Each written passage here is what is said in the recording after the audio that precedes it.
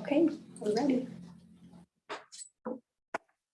Okay, at this time, I'm going to call the special Board of Commissioners meeting for March 9th to order.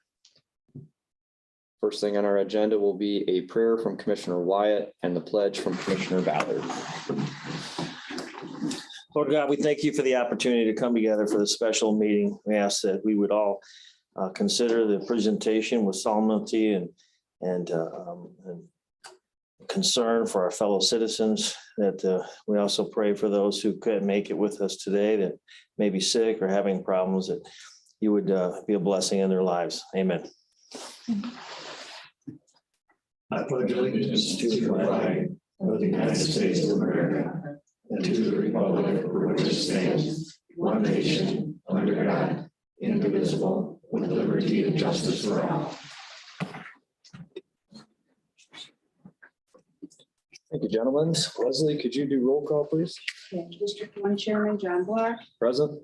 District 2 Commissioner Gary Peterling, who will be here shortly. District 3 Commissioner Bill Sarkella, Present. District 4 Commissioner Roger Ballard, Present.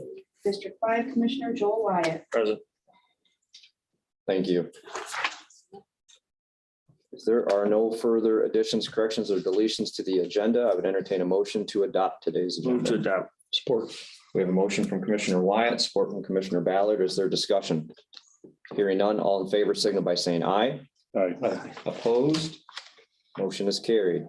Moving on to public comments. There are two opportunities for public comments in today's meeting. This particular public comment section regards to agenda items only. Are there any public comments regarding the agenda? Hearing none, we will move on to new business. We have our presentation of medical care facilities operational audit by Health Dimensions Group. We have Kathy Carr and Brian Ellsworth here. The floor is yours. Thank you.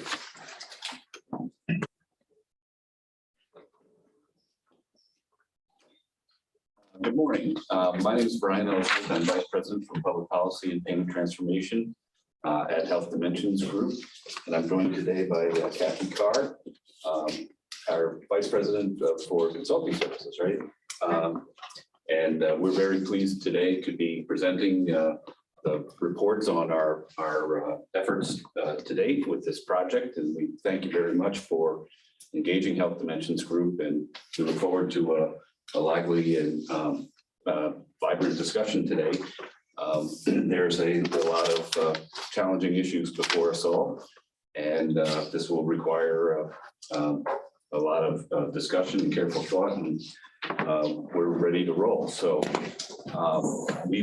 today's presentation is the kind of strategic issues summary. This follows on with a couple of products that we've created, a performance consulting report and a market feasibility analysis, and then a word plan, which is in Excel format, and then this presentation today. So together, those make the deliverables that we were engaged to do, and we look forward to kind of walking through the strategic issues discussion today. So with that, let's see if we can, here we go. So the structure for today's presentation will give a brief overview of the project, and we'll introduce ourselves and what we kind of looked at. Then we're going to walk through a presentation about the challenges affecting the skilled nursing sector. And that will be a kind of a broad discussion of the challenges, both nationally and in Michigan, as well as in particular in Sanilac County. Then we'll have a brief review of the HDG reports, and then some strategic considerations for the future. We'll lay out some options for consideration, and then have some discussion time. So a little bit about Health Dimensions Group. We're a Minnesota-based organization, and we've been the principal ownership of this organization has been together for more than 20 years. We provide consulting services to an array of senior healthcare settings, public and private organizations, for-profits and not-for-profits, hospitals, health systems, long-term care providers, Additionally, and I think of importance, we also manage 36 communities across 7 states. So we're in the business. And that's one of the things I think that makes us unique in terms of our background with these kinds of projects is we have a consulting end and we have a facility operations and management end. And so we do both things. And I think that gives us a grounding in reality. And so the project goals, there was really kind of 3 major project goals in this presentation: a strategic, developing a strategic vision and a roadmap on where to go with the medical care facility. Secondly, a look at operational improvement and identify areas that can be improved for stability of the organization. And then third, look at financial improvement opportunities as well. So in terms of project summary, this kind of lays out some of the steps that we've taken in this project. Project mobilization, that's where we kick things off and acquire information and meet the various principal folks. A financial benchmarking assessment where we gather data and compare Sanilac County medical care facility to peers and establish peer groups. Then we conducted an operational and clinical assessment, which included an on-site review in January by a group of folks. We look at the market competition, we look at your marketplace, who you're competing against, and the like, and what are some of the opportunities that might be out there in the market for the county to consider. Then we issued a report on the operational assessment. We got some feedback on that. We issued that report in draft form, got some feedback, made some relatively minor corrections, and then finalized that report.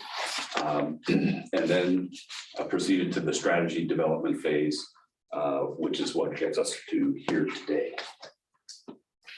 The team, these next 2 slides are kind of the listing of the team that's involved. And there was in total, there were 8 folks involved from HTG on this project. And it's a collective 200 years of experience in the health and long-term care sector.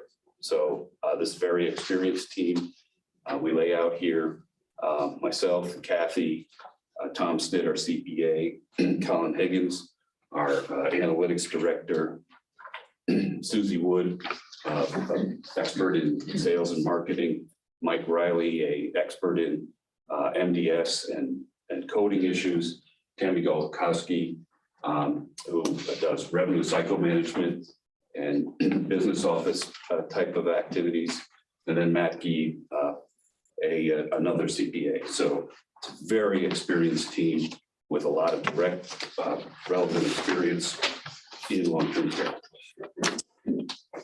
With that, let me set the stage for the challenges affecting the skilled nursing sector. These last couple of years have been an incredible challenge. COVID has stressed the system like nobody's business. And those have really resulted in a convergence of 4 major kind of stress points on the system. But you could easily name, a half a dozen more that kind of fall into some of these. And one of the things that's clear is that they're interrelated. So let's take each of these. The COVID-19 pandemic, and we've all been through that. It's had major effect on nursing facilities nationwide in terms of occupancy drops. We saw occupancy drop nationally into the 60s. From nationally, it was about 80, 81, 82%, and it went into the mid to high 60s. I've never seen that in my career in 38 years of doing this. It was an incredible, unprecedented drop. We've seen a workforce crisis that has then kind of come along after you had the occupancy drop. You had then kind of the workforce crisis that has come along, and I'll show you some slides on that. That's led to, as I mentioned, occupancy shortfalls. And then last but not least, regulatory and payment challenges. Although there's been, on the payment front, there's been a lot of help and assistance, and I'll talk briefly about that as well. On the regulatory front, there's been an incredible focus on infection control and matters of keeping persons safe. And so, and there's also been some flexibilities that have been provided on the regulatory front. For instance, waiving the training requirements for nurse aid. So there's been challenges, and there's been some help, but it's been an incredible, really an incredible 2 years. So we have some good news in terms of the COVID-19 pandemic. We are really seeing the world kind of shift.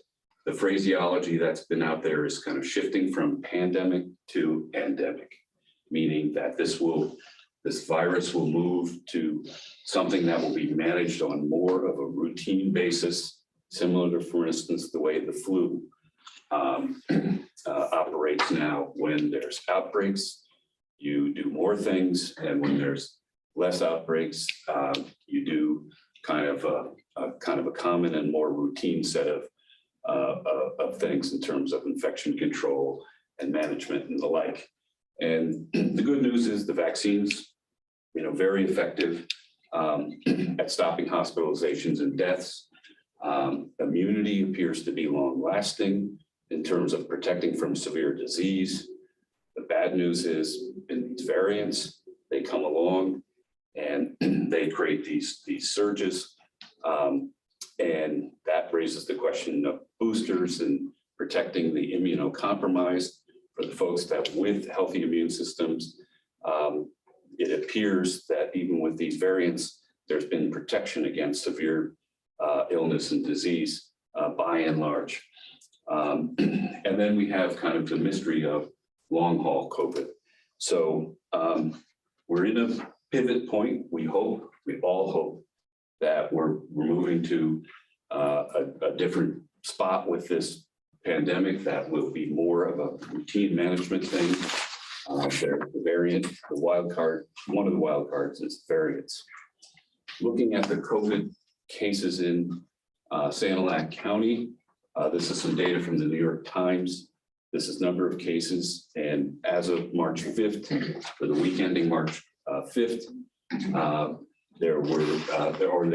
on March 5th, there were no new cases, and for the 7-day average on March 5th, there was 4 cases. And so, as you can see from this chart, it has come way down, and you also can see that there's been roughly 1, 2, 3, 4 major surges, depending on exactly how you count the bumps in the hill, but we appear to be down at the bottom of this latest surge, and that's great news. There's a lot of immunity in the population either through vaccination or through natural immunity. The antibodies wane. We'll see what happens with future variants, but for now, things are looking fairly positive. As I mentioned, there's been a lot of relief funding that's been provided over the last couple of years, and really in 2020, as the pandemic hit in May and August again of 2020, the federal government put a lot of money out there in the form of Paycheck Protection Program, the HHS Provider Relief Fund. And for instance, the Provider Relief Fund alone, by my estimation, put about $13 billion into the skilled nursing sector nationally. So it basically floated things as occupancy took an incredible dive. We are now in kind of a transition period on this as well. The money was pushed out the door with some pretty kind of formulas and relaxed rules. Now we're moving into a period where you have to provide reports and accounting to the federal government in order to ensure that you can keep these monies. In the case of Paycheck Protection, that it was a loan, and that if you meet the requirements of the loan, you can, the loan gets forgiven. In the case of the Provider Relief Fund, there's particular rules about how you account for lost revenues or COVID expenses. Meet those rules, you get to keep the money. If you don't meet those rules, you have to pay it back. So we're pivoting to a kind of a reporting and auditing function in these programs, whereas the last couple of years, they've been moving the money out the door. So we've seen facilities that have been in a fairly good cash position. Now they have to kind of account for those things. So I spoke about workforce challenges, and this is a great slide. This is an article that's in Health Affairs, and it takes various sectors, outpatient care, physician's office, hospitals, home health care, and nursing homes. It looks at total monthly employment compared to just before COVID started. So the baseline is February of 2020, and then it runs out to June of 2021 in terms of total monthly employment. And you can see everybody's taken a hit, although outpatient care centers, interestingly enough, is actually up above baseline. But look at nursing homes. It's basically down 15% total employment. Nursing employment in nursing homes is down 15% from the pre-COVID baseline. And again, that reflects the decline in the occupancy as well as the shortage of nurses. This is a slide on the participation in the U.S. labor force. So these are labor force participation rates for nationally, and then I'll show you a slide on Michigan. And several things that you see here is participation in the workforce has been on a slide. And I would point out, this is everything, you know, besides healthcare, it's everything. It's been on a slide since about 2007, 2008, which is about when the housing crisis started. It then was ticking back up towards 2020, and then the pandemic hit, sharply dropped, and now has kind of risen halfway back to the pandemic, the pre-pandemic increase. But overall, on a 10-year look back, this has been on a steady decline. This is the percentage of persons participating in the workforce. So when you have a 1 percentage point drop in that, those people go out of the workforce. They're not even counted when you count employment and unemployment. They're out of the picture. So you have a decline. This is the state of Michigan, just from kind of pre-COVID to current. And this really kind of mirrors what's going on nationally when you look at that national slide with a big drop and then somewhat of a recovery. You'll see pretty much a similar thing. Right after COVID started, you had a significant drop, and then somewhat of a recovery to December of 2021. I unfortunately didn't have data for Sanilac County to bump up against this, but it seems reasonable to assume that Sanilac looks something like the state of Michigan, and then healthcare over and above that may be better or worse. Here is probably one of the most important slides in the whole presentation. This is data that is particular to Sanilac County. And what this is we took, we did some market analysis, determined that your market was Sanilac County. We then looked at population demographics for the last 5 years of working age people and for the projections for the next 5. And what you see here in the areas that are shaded in yellow are are for the last 5 years, the less than age 25 age group decreased by 6%. The 45 to 49 decreased by 11%. The 50 to 54 decreased by 15%. And the 55 to 59 decreased by 10%. And so you had in most of your working age cohorts, you had declines. Then looking out for the next 5, you have a 2.9% decrease in less than age 25, 6.5% decrease in 50 to 54, 9.2% increase in 55 to 59, and 6.7 decrease. So last 5 years, some declines across a lot of working age groups. Next 5, some declines. So what this tells me, and this is not at all uncommon in markets that we see.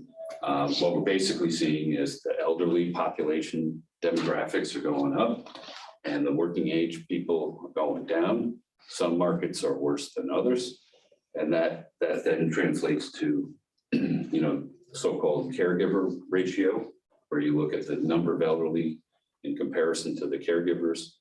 And any graphs that you look at along those lines, you see elderly folks going up and caregivers going down. So this would indicate that in addition to the transitory issues that we're dealing with COVID, we may have a longer run workforce issues due to the demographics and the nature of the population change. This is a picture of unemployment, and this kind of looks into from 2020 to October 2021, and basically unemployment kind of ticked up and then has come back down as of October 2021 with 4.9. So this is the picture of people who are participating. So this is relatively steady. In other markets that we look at, you can see unemployment shot way up right after COVID hit. This county, not so bad. So that's kind of the overall world that we're dealing with. COVID challenges, workforce challenges, a lot of provider relief that came in. That is now the future amount of provider relief coming from the federal government is definitely a question. Although there was a supplemental budget bill passed up in Lansing that indicated there's some more workforce money there. There's a lot of discussions federally about what else are they going to do in this, whatever you want to call it, Build Back Better, the budget reconciliation process. President Biden has put out a series of proposals on nursing homes, and they're not really about providing a lot more funds. It's about providing a lot more oversight and staffing standards and the like, and we can get into that a little bit more.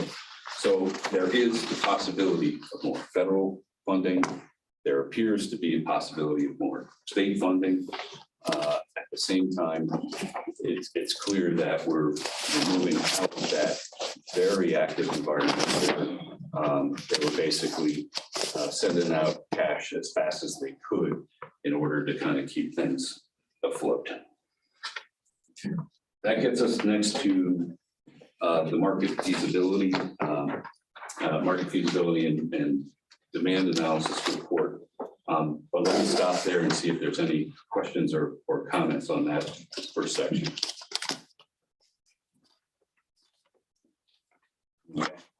Well, going back to this chart here, labor force participation rates, and then you've got to follow up with Sand Lake County, specifically with census numbers and various age demographics.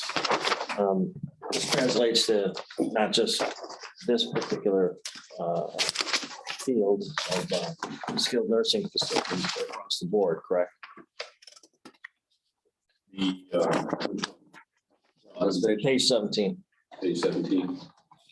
This translates to Sanilac County. These are the population demographics specific to Sanilac County.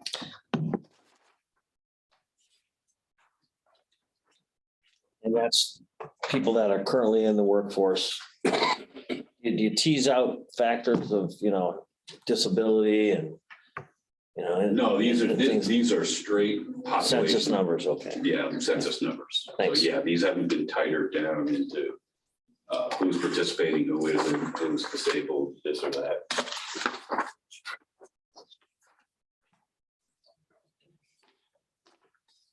Any other questions? All right. So that gets us to the market feasibility and demand analysis report. And characteristics of the market area. And so these next couple slides are just some of the descriptive statistics in terms of what we found looking at your market area, which we had defined as Sanilac County. Typically, when we do a market area definition, we'll look at where the facilities are getting their people from and draw a circle around it and look to find kind of where is 70 to 80% of the folks coming from. When we drew that circle, it basically looked like Sanilac County. So we said the market area is Sanilac County. The seniors 75 years and older are projected to increase by 17%. So this is the other side of that demographic ledger. You're looking at 17% growth in the next 5 years in terms of the 75 and older population. 85 and older is expected to grow by 15%.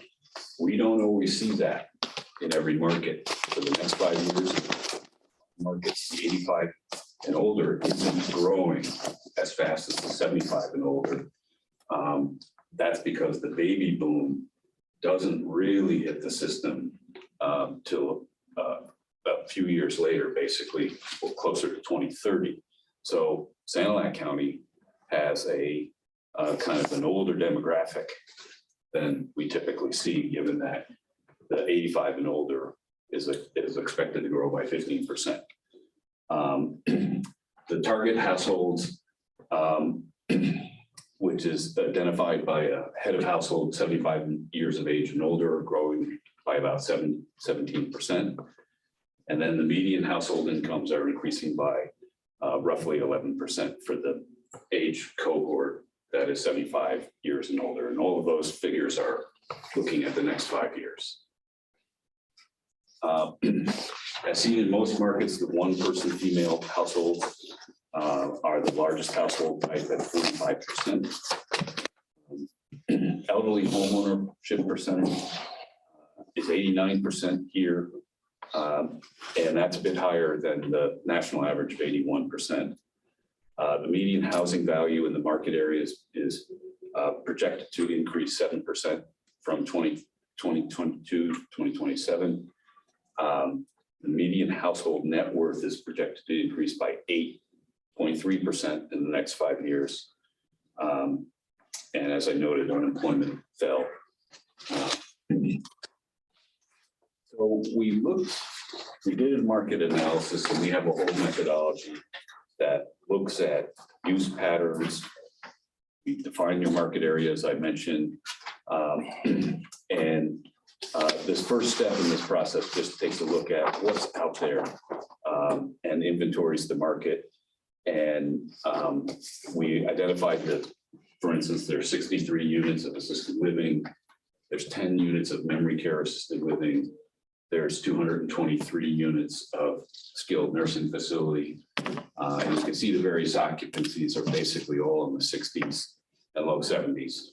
So everybody's taken kind of a occupancy hit in terms of when we're looking at it. That is not stopping some new units from entering the market. 20 independent living, 20 assisted living, 12 memory care assisted living. No new nursing homes are entering the market. We then apply a methodology where we look at capture rates and the population demographics that I just spoke of, and put that all in kind of a blender and project out need based on typical utilization rates that we see. And right now, this indicates from a demand perspective that the market could support additional units in independent living, assisted living, and memory care assisted living. Again, given those demographics we just saw, that's not terribly surprising. So there's more demand for those types of services. We found that the skilled nursing facility market was about right sized, meaning it is not wildly overbedded, but there's not really much to need. And in fact, when you project out 5 years, given trends in decline in use of nursing homes, there would be a slight reduction projected in terms of need. And that would show up as long-term as reduced occupancy levels if the current bed stock stayed as is. So more need for IL, AL, memory care, about right size for skilled nursing facilities. So what are all the conclusions from the market analysis? Workforce trends are extremely concerning. There's just no way around it. It will require, bold and proactive steps to address the workforce questions, and it's likely to be the limiting factor in any growth scenario. Any scenario where you're planning on growing, doing more stuff, the limiting factor is likely to be workforce, given these numbers that we've just seen. The nursing home capacity, as I mentioned, appears to be right-sized in the market area. And again, this is defined as the theoretically available bed capacity, not actual use. The market analysis that we conducted does indicate, along with the kind of the information we obtained from our site visit, does indicate there's sufficient demand to reopen the memory care unit in a skilled nursing facility. There appears to be sufficient demand to do that. And then we also looked at the Medicare post-acute rehabilitation market. And we took a look at your key referring hospitals. We looked at their pre-COVID referrals to skilled nursing facilities, and not just Sanilac, all of them for Sanilac County residents. And then we looked at it during 2020, and then we looked at the first half of 2021. And our conclusion there is that the Medicare rehab market has sufficient demand in it as well, and that that has rebounded to essentially to pre-COVID levels. So right now, that means those folks are going somewhere else to the extent that the Medicare census at Sanilac has declined significantly. So on the two central points in terms of near-term demand, the memory care demand appears to be sufficient, and the Medicare rehab demand appears to be sufficient. Having said that, I'll reiterate my point about workforce being the limiting factor. Demand is demand, and staffing is a second question. And then finally, our analysis concludes that there is demand to support additional senior living being defined as independent living, assisted living, and memory care assisted living. Again, given those population demographics. So let me stop there and see if there's any questions on that. During this part of the presentation, you brought up the federal and state revenues that were getting pushed out into these facilities, and we're now in a category in time where there's auditing and requirements to report on those things. This may be premature in your presentation, but did Sanilac County Medical Care Facility take full advantage of any of those monies that were made available from those organizations? Yeah, they certainly took advantage of them. In terms of your question, full advantage, we did not do a detailed audit of, did you apply for this program and max it out? But My gut sense is that they applied for all of those things, including, for instance, the retention tax credit, which is a kind of a relatively recent thing based on some interpretations of one of the federal bills that was passed, had these funds for retaining workers through the payroll tax. There was a mechanism to provide relief through payroll tax credit, and Sanilac did in fact apply for those funds and received those funds in November, I believe. And so that's an example of kind of a cutting edge thing that not every facility across the country is taking advantage of, because it's a relatively recent interpretation of some of the IRS rules. So that's an example of them taking full advantage. And some of the things like provider relief funds were given out formulaically, meaning the feds created a formula. You have X amount of beds, you get Y amount of dollars, and we're sending them to you. And then the issue is, and that's how they doled out those funds. The issue is you now are in a phase where you have to report and say, yes, I can keep these funds that you gave me because I had X amount of lost revenues, I had Y amount of COVID expenses. And so that's really the process that we're in right now, where you have to report. And there's been, I think there's going to be a total of 4 reports on that we've done. One's been done already, and I think we're in the second one, reporting deadline on that. So it's shifting to this idea of, you know, how do I keep this money? But short answer to your question is the evidence would indicate that there's been, you know, maximization of that, and that's in fact what's kept things afloat, because it's sizable amounts of money. Thank you. Correct me if I'm wrong, the employee retention tax credit, that's the funds that are being held in escrow, correct? They haven't come in yet. Okay. Yeah. They haven't come in, all right, so I stand corrected on that.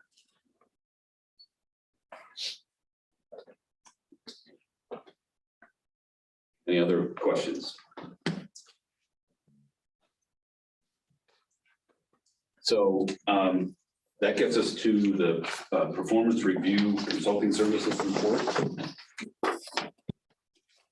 And I want to go through this at a relatively high level and then get all the way through this presentation. And then if we have some specific questions on some of this, we can kind of dig into it. We have the boards here, and we can get into, if somebody has a specific question on page 49 or whatever, we can do that. But what I'd like to do is get through this at a relatively high level.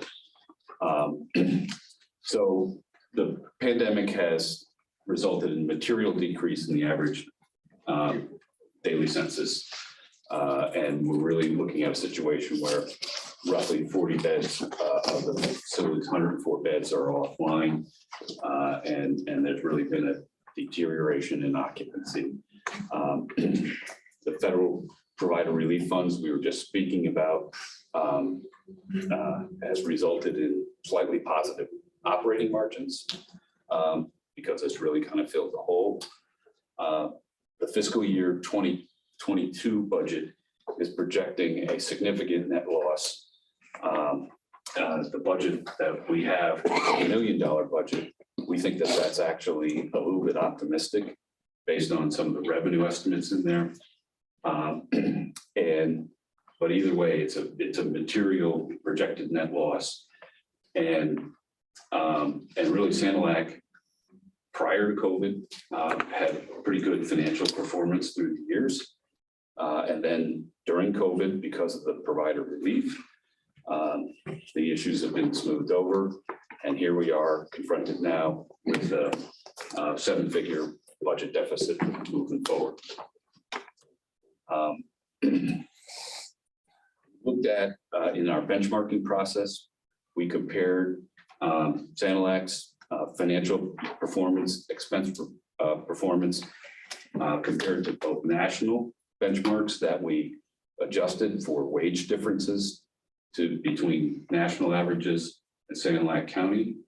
And we also looked at a peer group that was basically 2 county facilities and several not-for-profit or for-profit competitors that we made kind of a local peer group. So we had both a kind of a national peer group and a local peer group. And we found that certain departmental expenses were higher than the national industry benchmark levels, especially for nursing, dietary, housekeeping, and benefits. And then when we looked at the local peer group, if you will, we found that the departmental expenses were consistent with the county operated facilities that were in that local peer group. But for with the exception of dietary and housekeeping. So even compared to the county facilities in the local peer group, dietary and housekeeping were higher. And then looking particularly at nursing staff, the staffing ratios were materially higher than the non-county participants in the local peer group. What percent? I don't know off the top of my head, but the data is all in there and a percentage could be, so we calculated.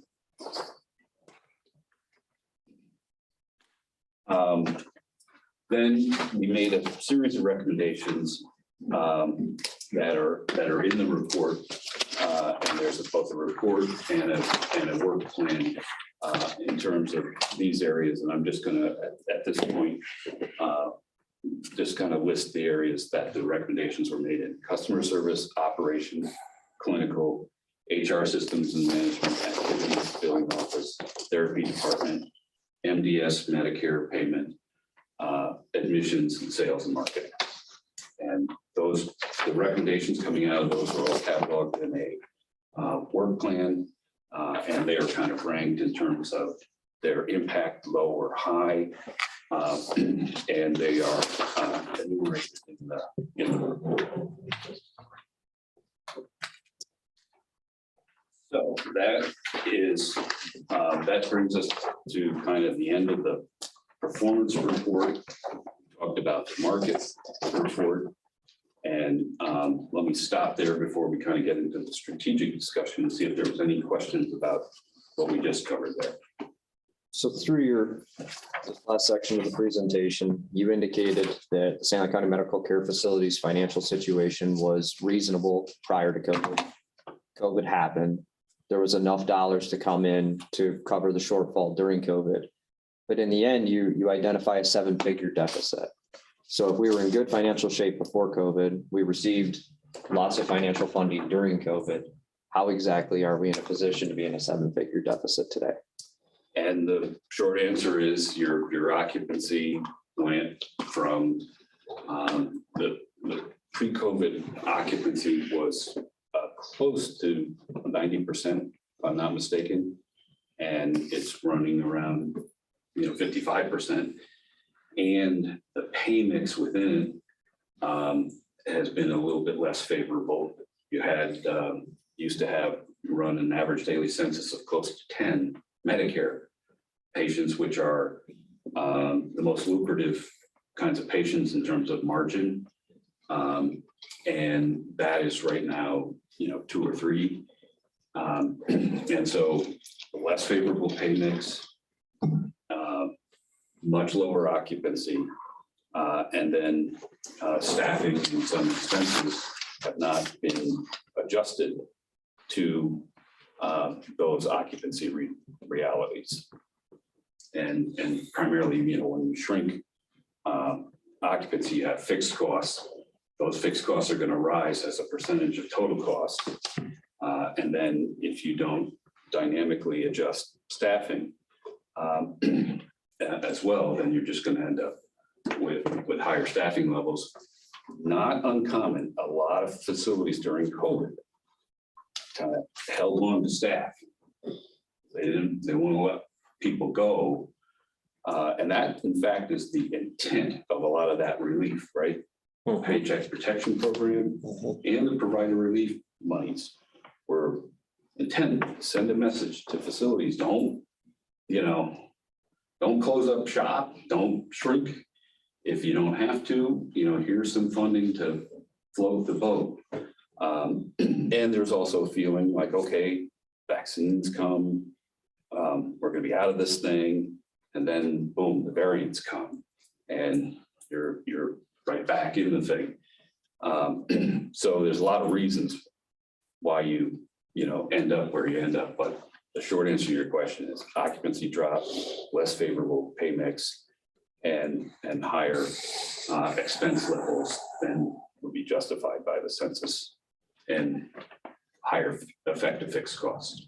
So it would be fair to say that that imbalance between staffing levels and the level of clients in the facility that have caused this deficit happen in a very short period of time? Well, yeah, yes and no. I mean, you look at COVID, there was a very sharp contraction in second quarter of 2020, right? The whole world kind of stopped, and elective surgeries and facilities stopped, and all of that. So very sharp contraction on the front end. And then there was some rebound on that. And I don't think it's in this year, but I have a slide that shows Medicare expenditures that did in second quarter of 2020 and then bounced back. And then it's been drip,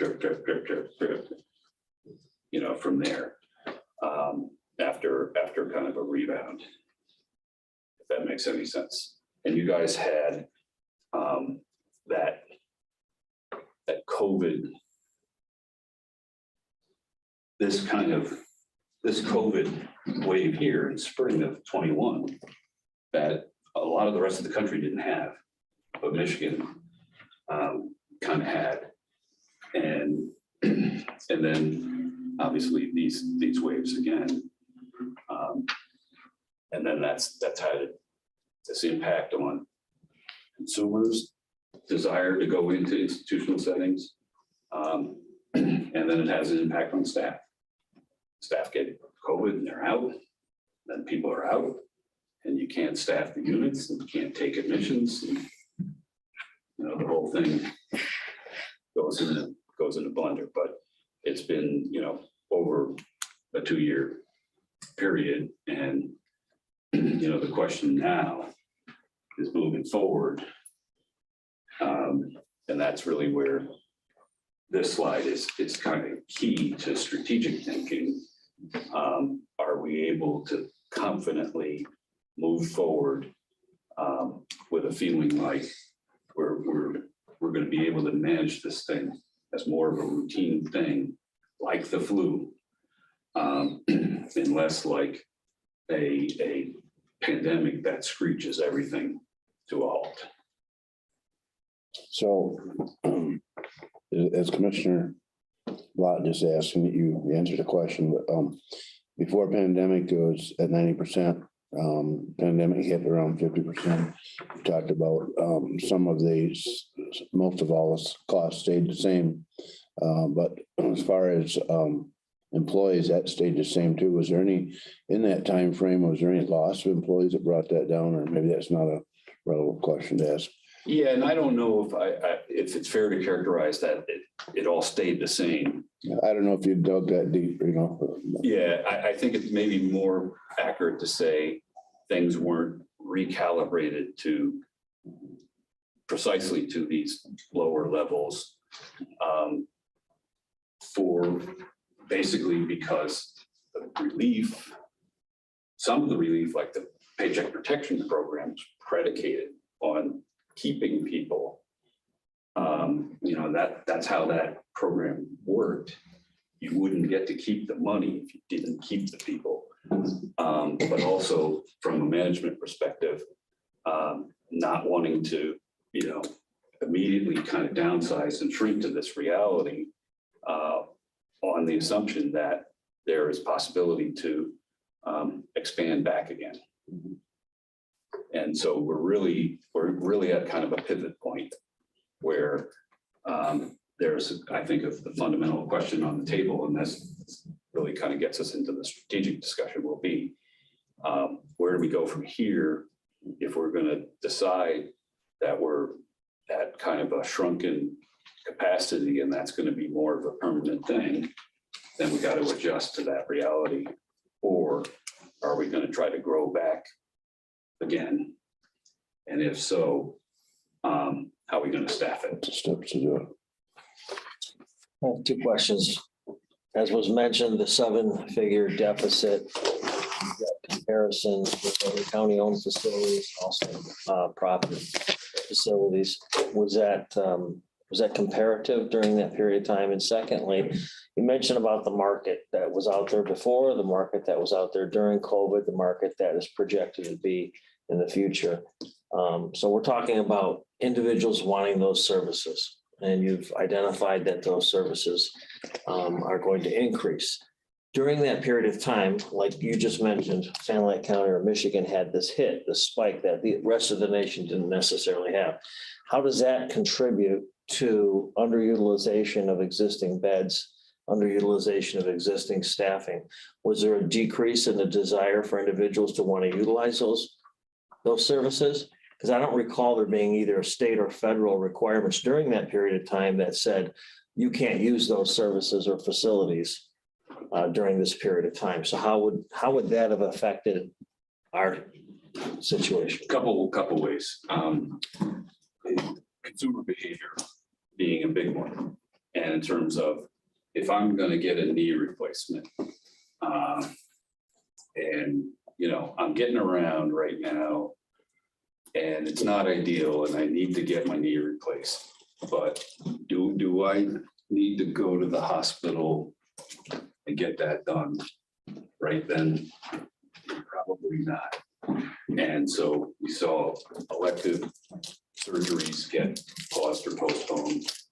Then you have consumer fear, and people are at various stages of they might be in independent living and they might now need some assisted living, or they might be in assisted living and they might now need some skilled nursing. And there's a reluctance to move, and go somewhere else. Again, when things are spiking like that.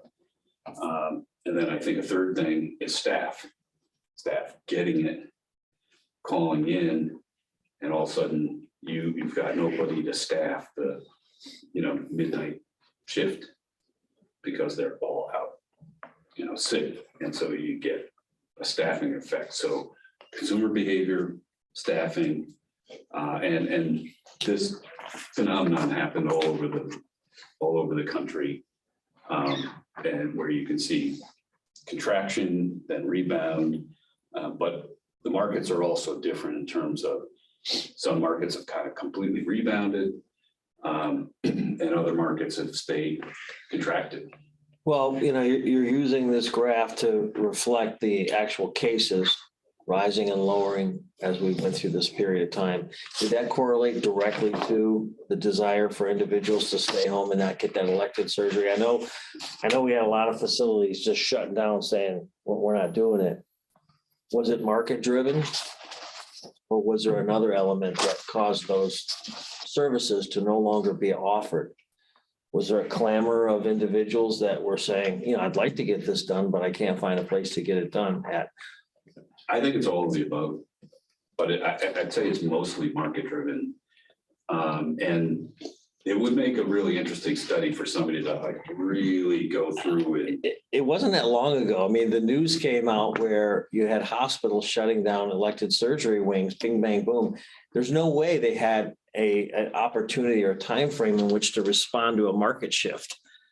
Yeah. It didn't happen that way. It wasn't like there was a sudden dramatic decrease in the amount of people that wanted to get their knee surgery. It was just, we've decided to close those opportunities and facilities for getting that done. Yeah, I mean, so it wasn't really driven out of market. Well, in some cases, people weren't even given a choice, right? We're not doing that stuff now.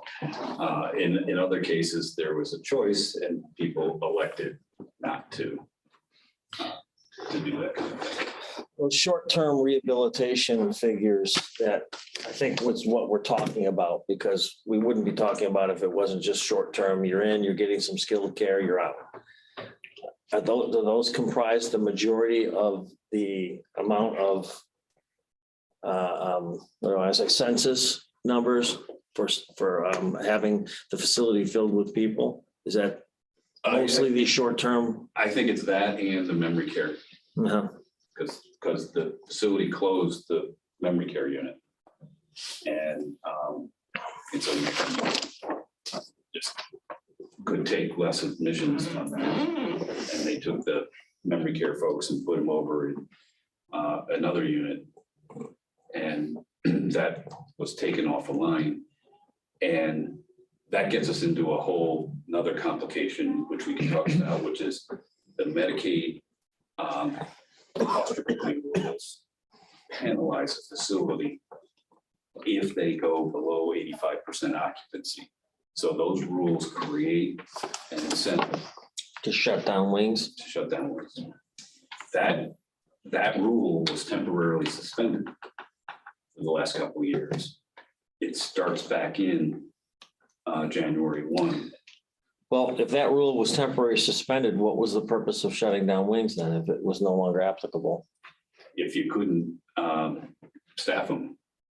Was it driven out of a facility's savings to not heat it, not clean it? Well, once Because the staffing level ostensibly remained the same. I mean, nobody got fired or laid off. I don't believe so, because of the very specific federal incentives that were given, paycheck and retention funding and all the rest of it. That's what he just said. Was it driven just out of, hey, let's make a smaller footprint of operation here and we can save some money on heating and cleaning? well, one of the units was created as a COVID unit. Used for something else, right? Yeah. And then people were kind of re-congregated for efficiency purposes. I believe that's kind of a fair statement. And so it's a combination of all this stuff, and I would be leery of kind of attributing it to one particular thing that is why this happened, but it's an amalgamation of these incentives to you're basically shrinking. You have major staffing challenges. You need to congregate people to make the staffing as efficient as possible.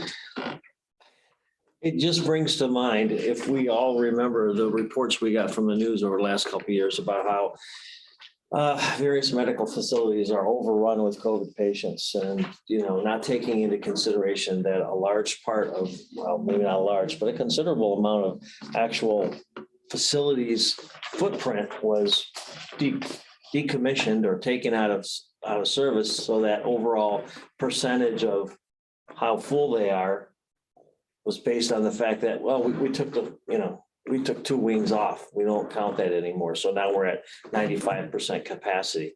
Is that kind of similar to what we're Technically, we're talking about here?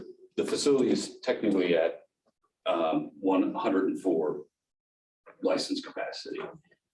These beds are taken offline in one case to create this COVID unit.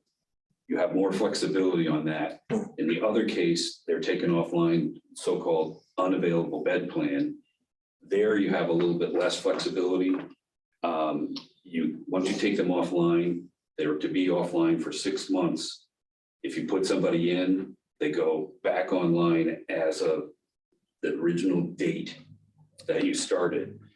And so that's designed to create an incentive of, if you want to take something completely offline, you take it offline and you live with it for 6 months.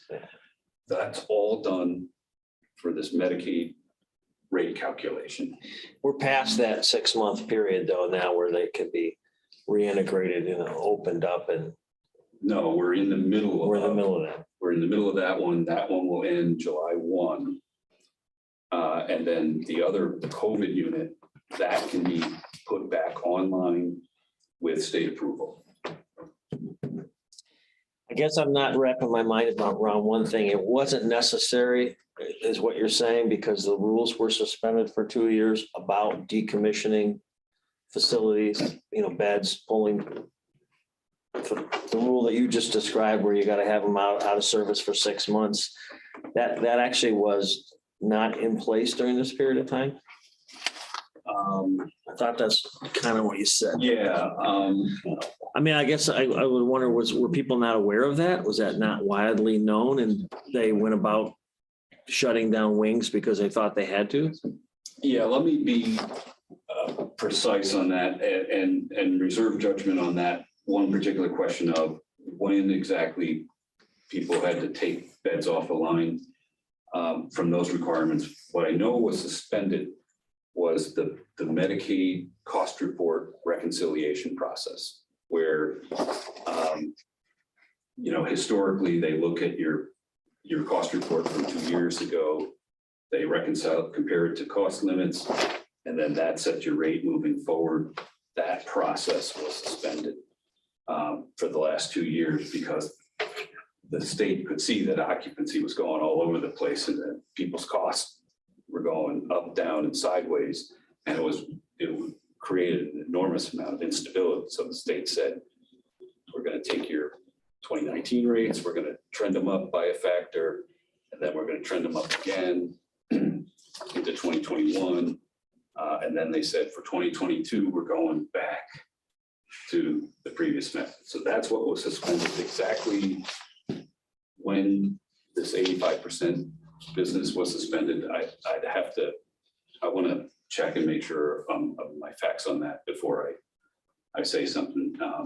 But I think the larger question is people were doing all sorts of management strategies to get through this. It was chaotic. You had staff that could call out at a moment's notice. And so it was a challenging environment. And I think the major point is moving forward, you've got options to do. And I think it would take a bit more kind of deep dive into exactly when decisions were made on those various things. But right now, today, you have one unit that's offline till July 1, and you have another unit that's offline because it's COVID unit. It can be put back online with state approval. With state approval. Yeah, and I wrote that down. That was a real quick question I had to ask you. Even if we wanted to go to 104 beds next week, we still have to wait for the July 1st date. And this next date made by the state, whenever, right? Yeah. I mean, we could be facing this for another year, 2 years, whatever. And that second 20 beds, right? You're down 40 beds. Mhm. 20 of the beds, you can go online with state approval. Another 20, you can go online as early as July 1. Mhm. Or at that point in time, you make a decision to do another 6 months. So you have essentially a couple of intermediate decisions there. Go online right now with 20 beds in the memory care unit. And then go online with 20 more from the other unit on July 1, or take that July 1 and put it out another 6 months. And you would want to do that because of staffing reasons, most likely. You'd Put it want to out do another 6 You'd want months. to do any of that when you were assured that you got people coming in, that you don't have this 85% come up and you don't, all of a sudden you have an 85% problem. And you want to be able to staff it.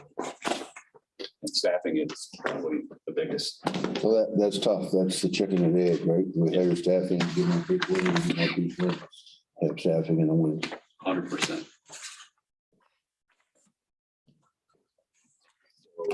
That kind of tees us up for these strategic options. And we've kind of actually got into a little bit of it right here. So occupancy and unavailable beds. So this leads into a discussion that in 2020, the census was 77. In 2021, the average census was 61. And then the census year to date as of when this was done was 56.7. And the swings in occupancy are relatively unprecedented. Then here's the discussion of the 20 beds in memory care unit. That is currently kind of a COVID unit. Those can be brought back online with state approval. And then the other 20 beds are in an unavailable bed plan that can be brought online July 1. Wait, I guess I'm misunderstanding. The current wing spaces that are utilized for COVID, the COVID wing, can be brought back on with state approval, not for the specified COVID purpose, but for whatever the skilled facility requires. Right. Is that what you're talking about? Yeah, Okay. you would get approval saying, I'm reopening these. beds. Decommissioning the COVID portion of it and just opening it up as normal. Got it. And there's probably intermediate scenarios even within that. These number of beds, COVID, these reopen. But that's a factor contrasted against what you described where it's not able until July was because they repurposed it for a specific reason. They put them in Whether it was underutilized is a different. the unavailable bed plan. Right, got it. And then you're subject to those rules, which are 6 months, except if you put somebody in tomorrow in one of those unavailable bed plans, then the meter goes back to January 1 Mhm, in terms of the occupancy calculation. mhm. And it's the state's attempt to try and create at least a little bit of order about what's online and what's offline. Making the facilities make some form of adjustment. So the state then can understand what's available and unavailable out there for their policymaking purposes as well. So, I mean, there's a method to the madness.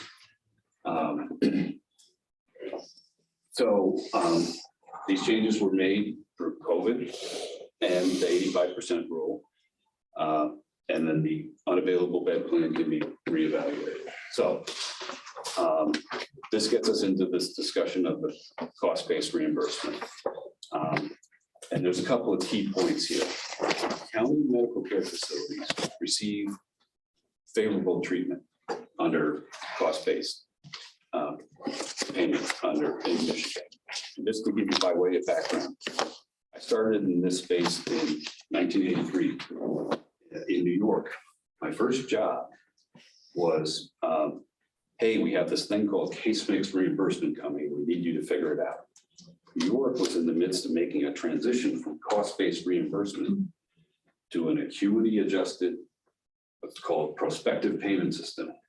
And they were doing that in 1985. So all these years later, Michigan is one of the states, and there's a handful of states that pay on cost-based reimbursement. So it's a archaic payment system, for one thing. It doesn't have an acuity adjustment. But be that as it may, the good news is Michigan county-owned facilities get very favorable treatment. They essentially get their own peer group from a payment perspective. That results in a variable cost limit in the payment system that's about $100 a day higher than a private, for-profit or not-for-profit. So that in Livonia, and I was looking at their Medicaid rates, a not-for-profit, and they're $70, $80 a day lower than Sanilex. And so you have very favorable treatment under the cost-based payment system, but it does have these quirky rules about this 85% that the way the 85% works, if you go below 85% occupancy, they will impute 85%. That's an incentive to keep facilities full. We don't want to pay super high costs of operating, very low occupied facilities. Absent a pandemic, that's a rule that makes, a fair degree of sense. And so they suspended that rule for 2 years. And now we're back to it. And this is a kind of a second key point. The indication is, the reason I say it's indication is the cost structure for this year, for fiscal year 2022, will be used as the cost basis for your payment for the next 3 years. The way that they're going to move back to this. They're saying your 2022 costs now count. You're going to reconcile your payments eventually to your 2022 costs for this year, next year, and potentially the year after, which would be the normal cycle. Because they had waived it, they got to figure out a way to undo it, if you will. So the cost experience for this year is vital in terms of where your Medicaid rate goes for the next 3 years. Does that make sense? Yeah, kind of. So I think what you're saying, and help me out here, you're saying again, we go back to the chicken and the egg. We got to get the chicken and egg together. We got to fill up our medical care facility because that budget, what we have this year is going to be, and the monies we receive are going to be continued through the next 2 years. I'm not sure I'd say it exactly that way, but what I'd say Okay, is well, you have to be very precise about what you're doing this year because it may count for 3 years. gotcha. And there, within that chicken and the egg, there's a bunch of spots you can land. Fill up a little bit, adjust staffing, fill up a lot, adjust staffing, adjust wages. You got multiple moving parts, and we'll walk through a scenario where we took a shot at. It's going to need a lot of precise attention, what you're saying. Yeah, How many beds are we waiting on in July to bring online? 20 more. So it's 64 now. You go 64 to 84, 84 to 104. So the ideal situation in terms of where to land is just below the variable cost limit in the payment system. That's the ideal spot, provided you have the cash flow to do it, right? Because this is behavior you do now. It gets reconciled later and adjusted. And so if you shoot up your costs, you're laying out cash, and then if you planned it right, you did it right, you get it back, but you get it back later. That's the nature. It's cost-based, retrospective, cost-based payment. These kind of mechanics and machinations are why a lot of states moved away from these kind of payment systems, where they basically moved to, here's a fixed fee, you manage this thing, and you figure it out. And so cost-based payment systems have their pros and their cons, but for better or worse, Michigan's been on one for a long time, and they've carved out county-operated facilities, again, in that case, for better. But then I get to this last bullet, cost-based payment systems can create incentives to be inefficient. Right? Spend all of your time focused on where do I hit the numbers and the limits in the cost-based system. You're not necessarily answering the question of what's the most efficient way to get from A to B in terms of the outcome, the least amount of cost to get the highest quality outcome. Again, that's why some states, many states moved away. They want to give you a fixed fee and have you manage it and get the outcome. Well, so you just identified a problem. What's the solution without changing the method of reimbursement or payment? Balancing it. Short term and long term. Yeah. both. Where are we, especially considering it, we're setting the tone for the next 3 years. Yeah. I mean, surely there's states that have the same system, but yet are also strive to be efficient and have been successful in doing so. I imagine there's got to be some strategy or technique that's utilized.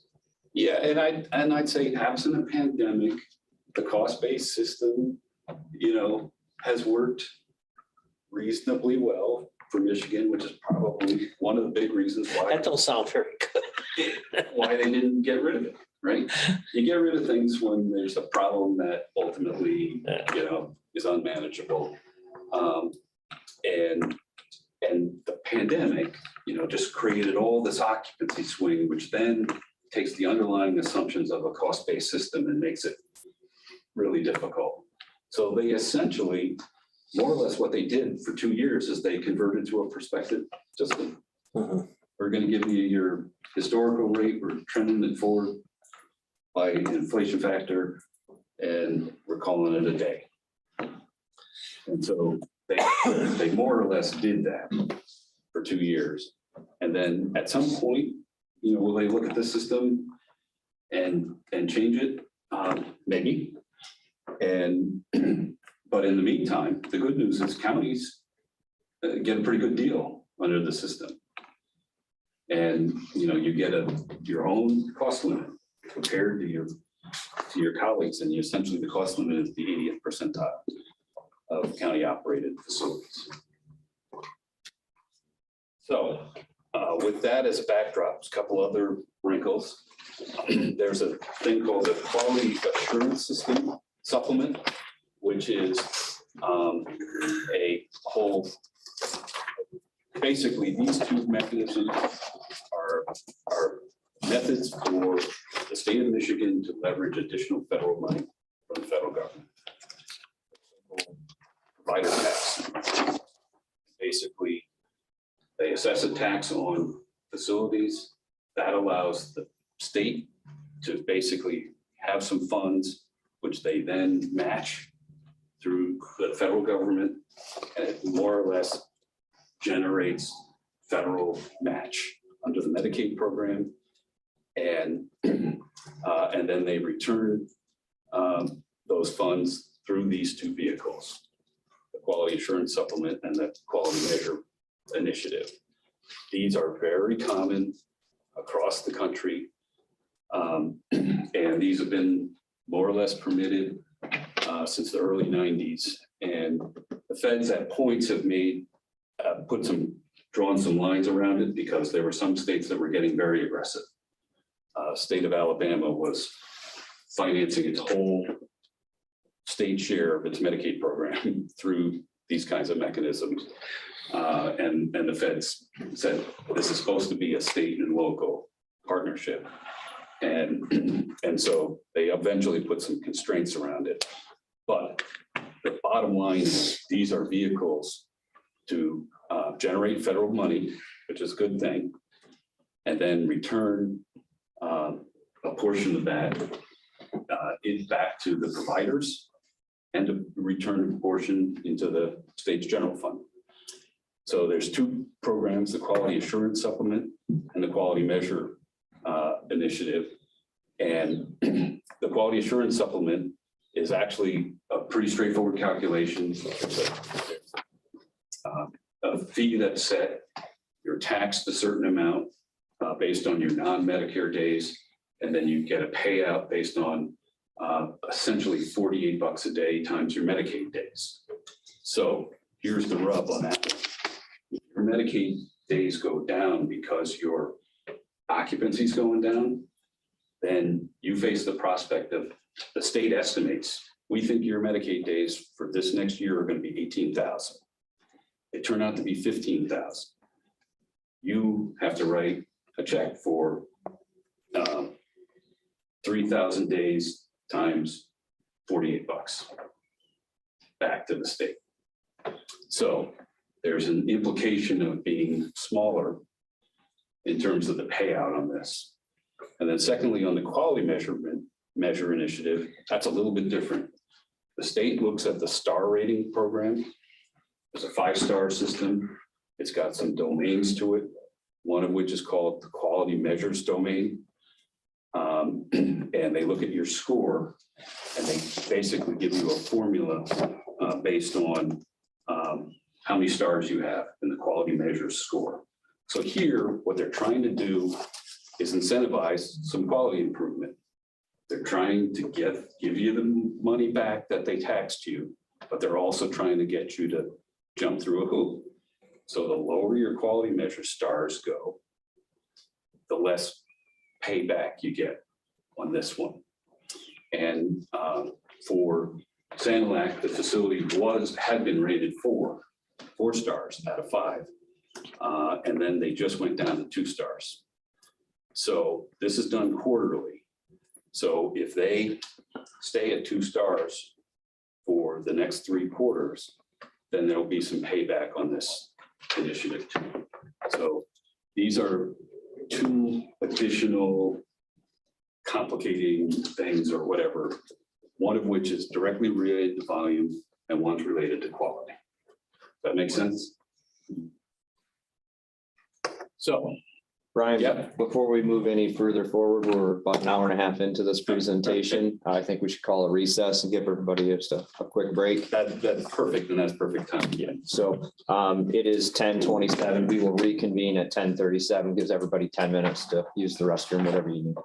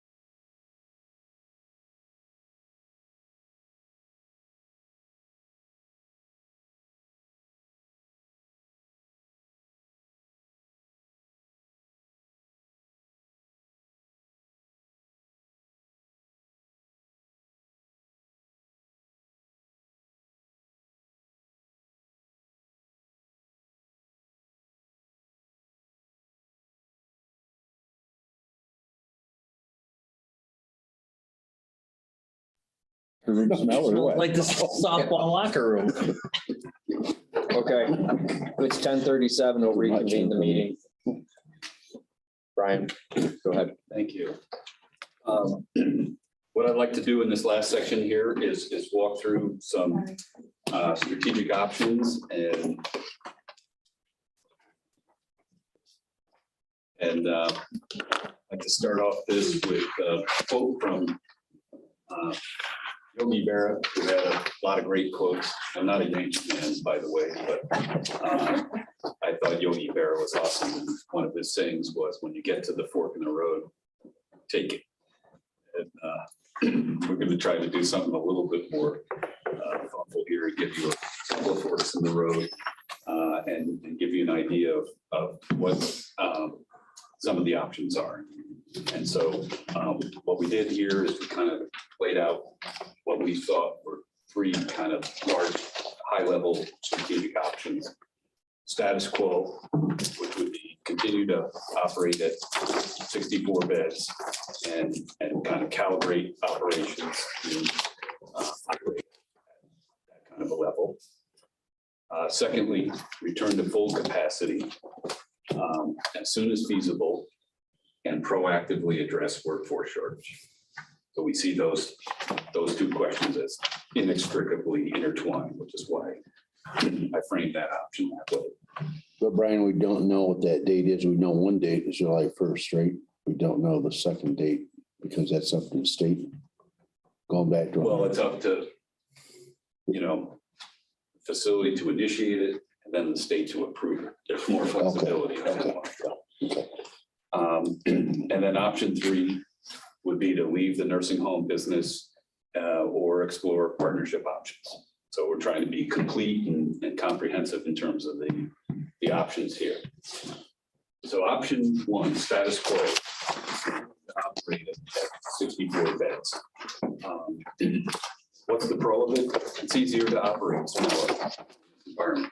Workforce perspective, from a facility management perspective, it's easier to operate and manage a small thing. Always commitment.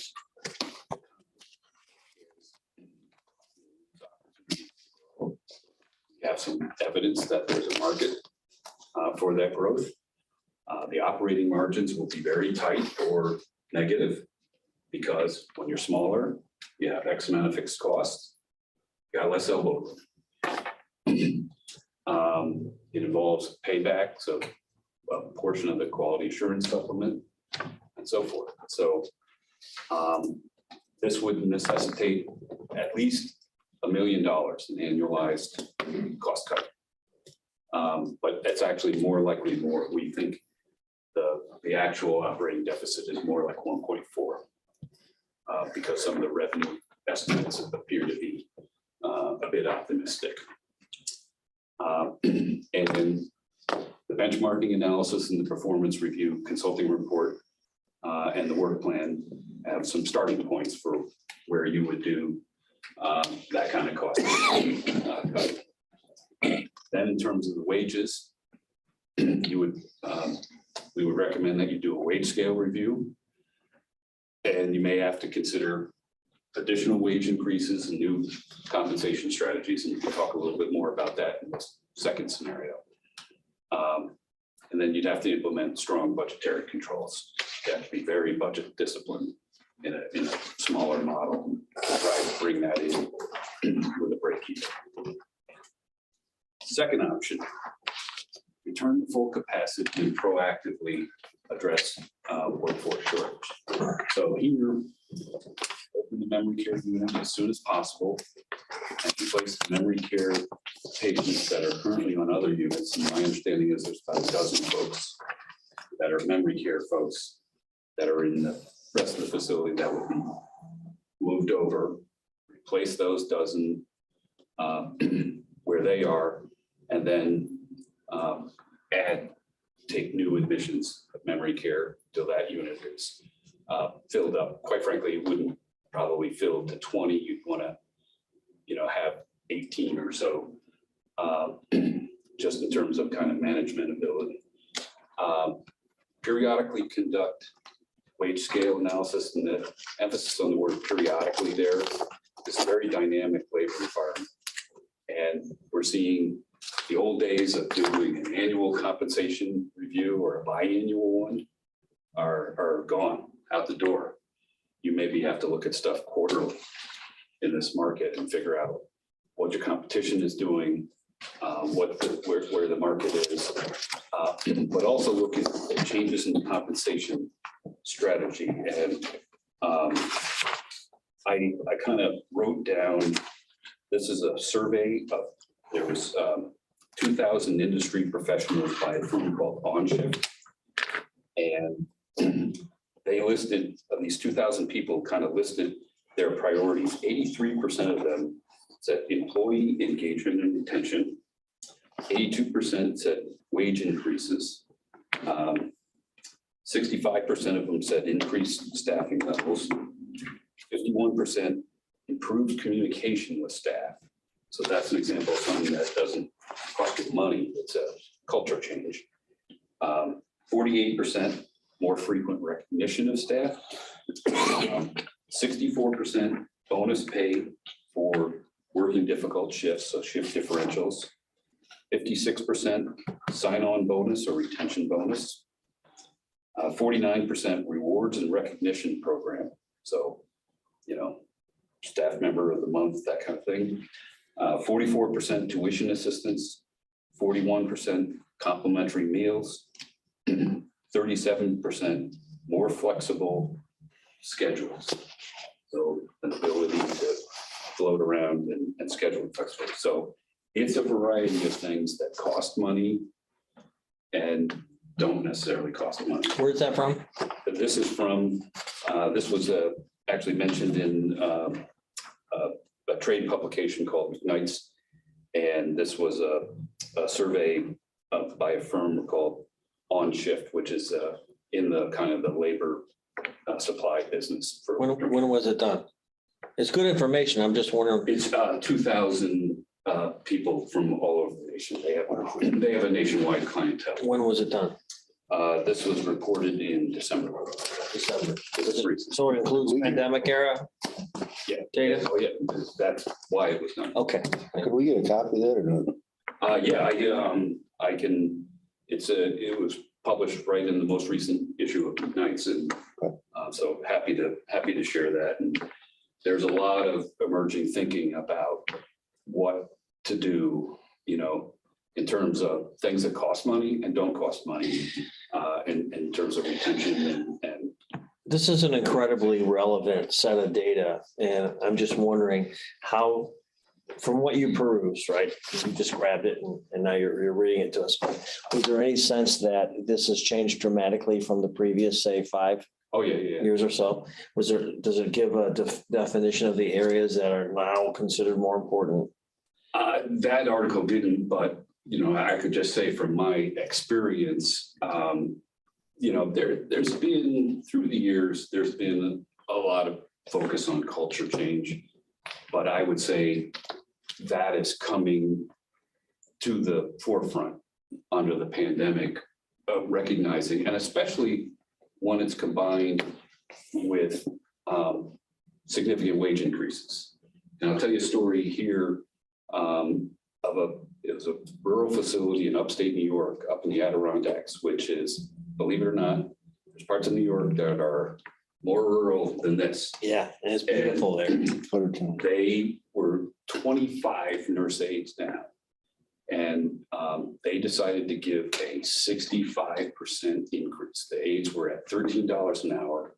They moved them to 22 an hour, 65% increase. And I talked to it made national news. And I talked to the administrator of that facility. And what she stressed to me was, and it's a county facility, by the way. What she stressed to me was they also implemented all this culture change. They have an extended orientation.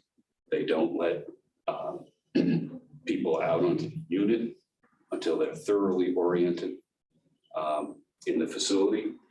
And they have staff recognition and a servant leadership model in terms of the administrators making sure they're checking in with people. And she stressed to me that it wasn't just money, but the money did make a difference and pulled people in off the sidelines. And let them, and they'll stay there for long enough to take advantage of the cultural applications as well. Yeah. How do they pay for it though?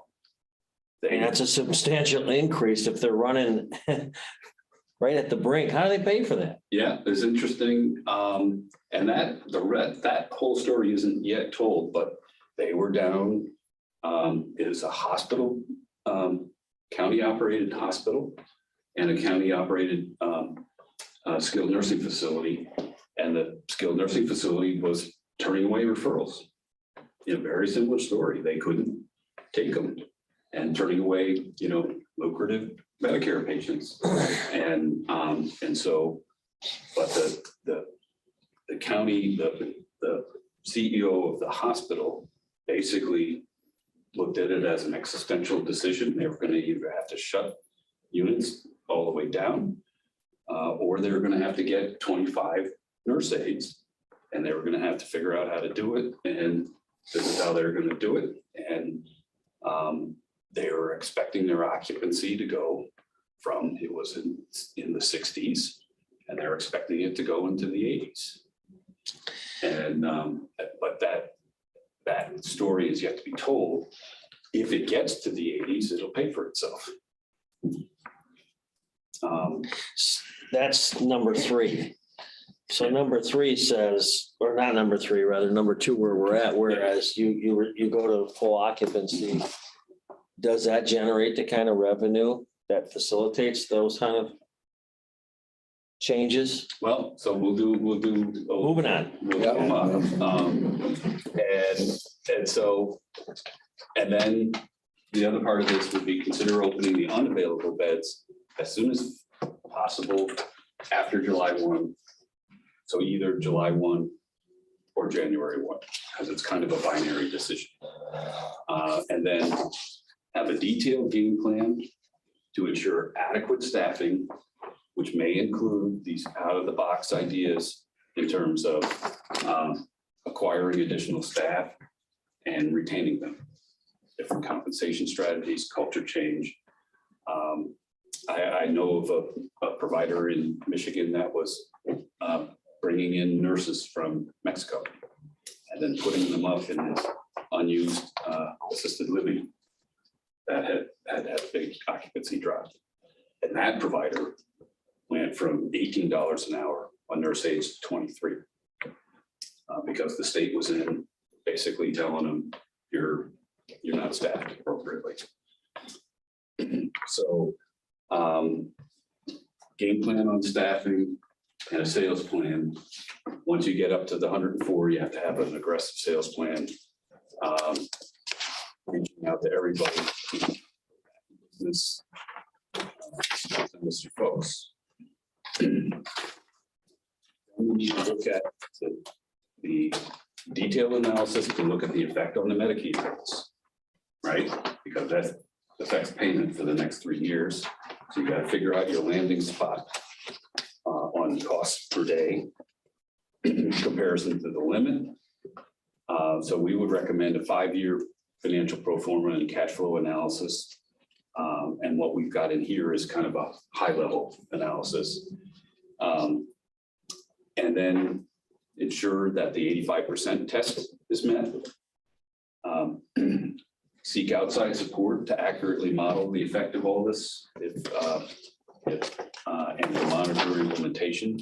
This is going to require a detailed plan, and it's going to require adherence to that plan and hitting the milestones, and then implement strong budgetary controls. And we'll get to a model in this in just a second. Last option is the part the nursing home business or explore partnership options. This is kind of included here for completeness sake. It's an option, but it's not, it's not a great option. If you leave the nursing home business, you'll have to contend with the loss of services to vulnerable residents. There's 223 beds in this market. If 104 of them go out, where are people going to get care? Lost federal revenues and economic benefits. Federal government pays for about 2/3 of the cost of Medicaid. They pay 100% of the cost of Medicare and VA. So that is, $5, $6, $7, $8 million of federal money that comes into my county through the facility. That has a multiplier effect in terms of the economy. Those people buy goods and services. And so if you're getting out of the nursing home business, you're losing all that federal money, all the economic benefit of that.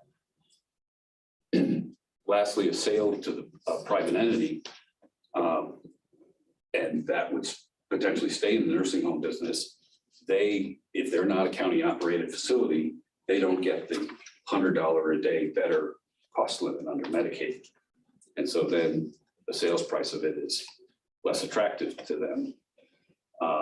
They would have to operate under a cost structure that is significantly lower. And then in terms of the other major thrust here is exploring partnership options, management agreement with a private firm with management expertise. As I mentioned at the start, HDG manages 36 communities. We have an equity stake in a handful of them, but the others are management agreements. Somebody else owns it, and we manage it for a fixed fee. Or a joint venture with outside partners. And there's a variety of structures that suit there. County owns the building, so on and so forth. And so none of these are, part of these are not uncommon out there.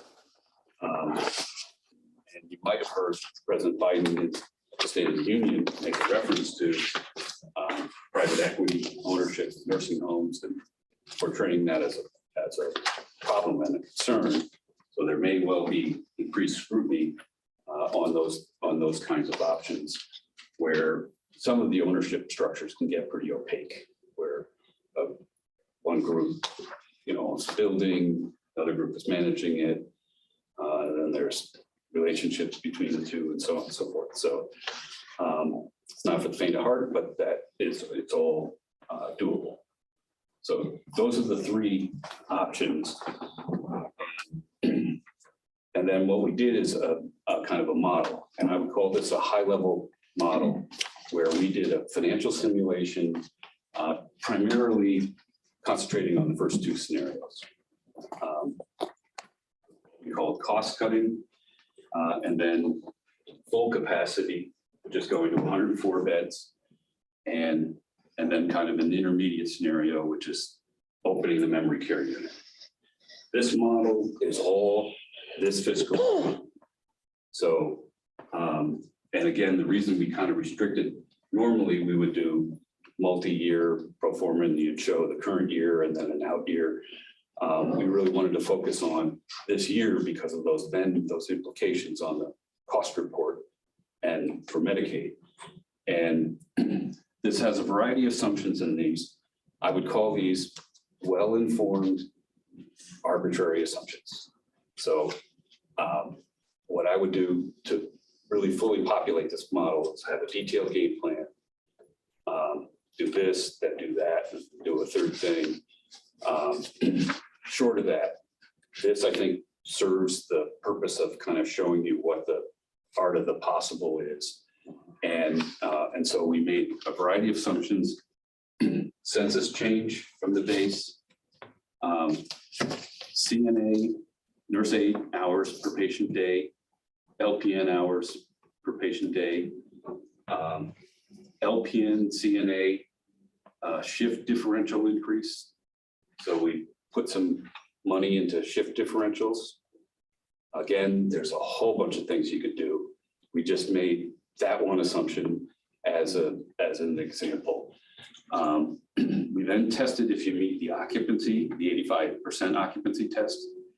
And then we did a high-level version of testing where you land in relation to the variable cost limit in the Medicaid payment system. Again, with the ideal being right around the limit is generally where you want to end up. So with these assumptions, the cost cutting, if you reduced hours of CNAs and LPNs, you could conceivably achieve a $1.3 million savings. And the question would be, would you want to do that? Would there be quality implications and so on and so forth? So it's just an assumption on a piece of paper.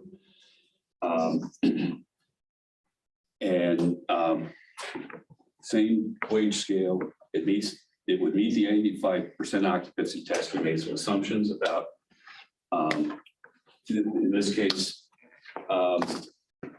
you would keep those units offline. So you'd be operating essentially at 64 beds. And with 61 ADC, you're in good shape on that. And then this would likely land you underneath the cost limit, which is actually where Sanilac is today.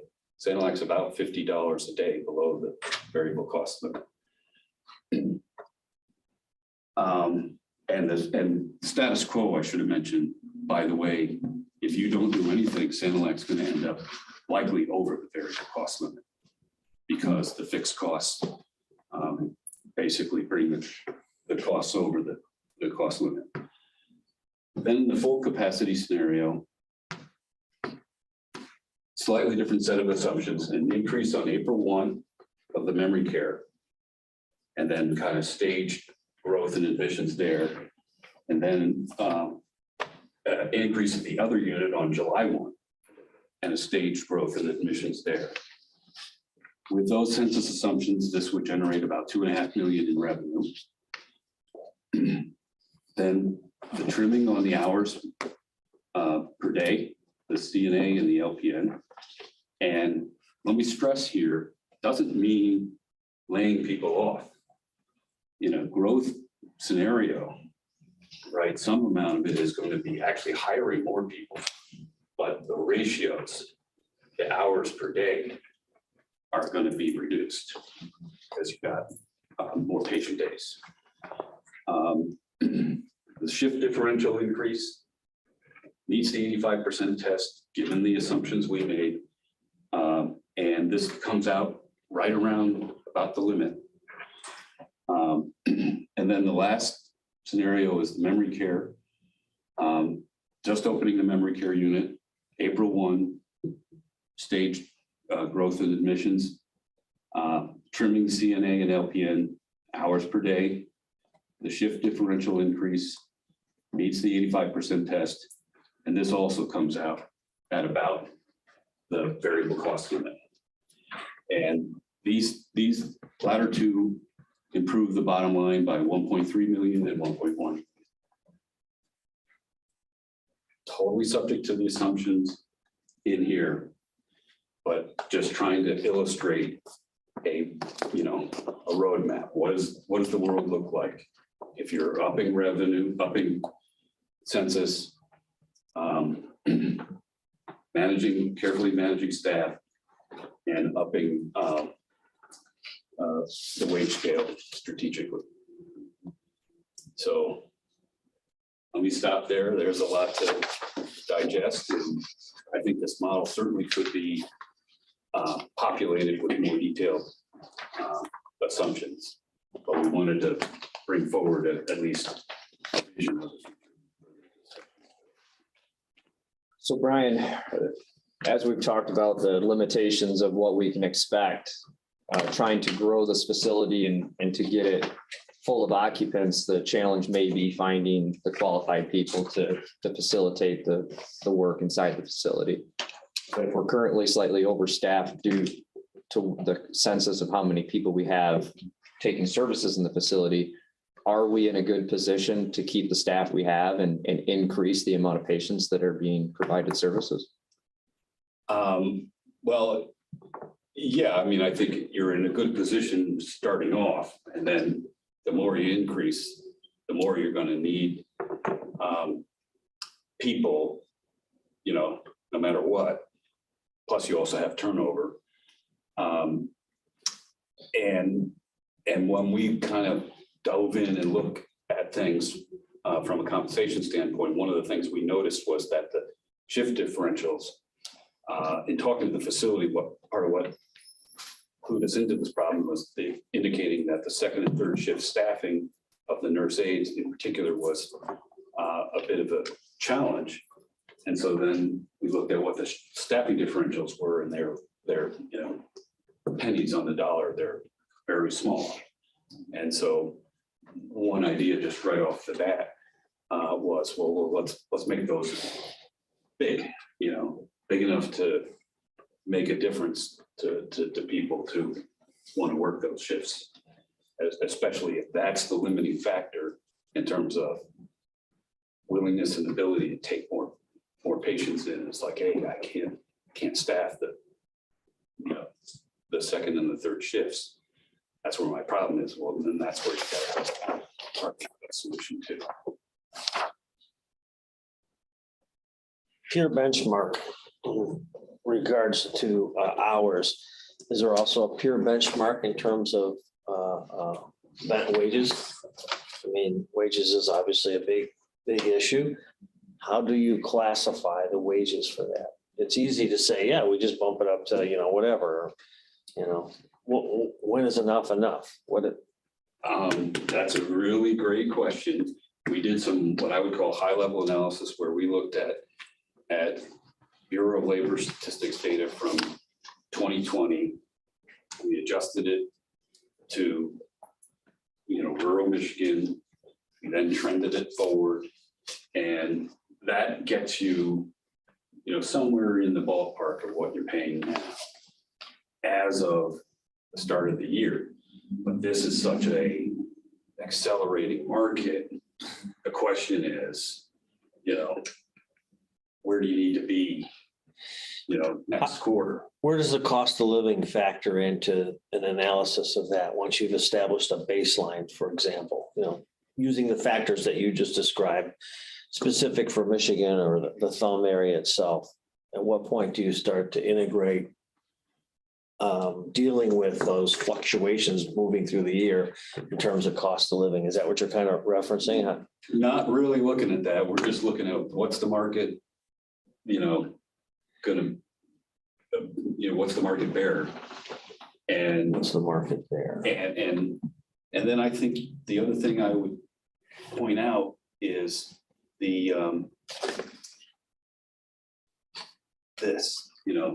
people on the sidelines, not only competing with other healthcare providers, but competing with not working. I was going to say that's all new, and you're seeing this additional factor of people quitting their jobs to go do something completely different. It's almost like the idea of staying in a career for your life is out the window. My son told me years ago in IT that if the industry insider thought was if you're at the same place for more than 3 years, there's something wrong with you. You're not really that good of an employee. You should be moving around to different places. And now we see people giving up their career. At least that's what the news is telling us. Giving up their careers. And I would say, this issue is most acute for nurses' aides. It's most acute. That's where the acute problem is. And that's where the folks are missing, where we can't get them. And there has to be a wage increase that's enough to get somebody to get in a car and drive over here, and to stay here once they get here. How are people living then? If they're on the sidelines, meaning they're not actually working, we're competing against a federal government that's subsidizing people to stay at home. Well, How the hell are we ever going to overcome that? And, that's a big question. And you see this trend. And it was going back up, it was ticking back up a little. And, what's going to happen with gas price of gas, which is both sides of this issue, right? Because people that get in the car and driving, 50 minutes to get here are now have, 25% higher gas costs. Gas prices stay up like that, they're gonna need to be going to work to afford it. Things like gas and cars. So, those are the big questions. I don't pretend to be able to kind of answer them all, but I think what it calls for is target to the problem and throw some money at it, but also do all the rest of the things. You gave us 3 strategic options to move forward.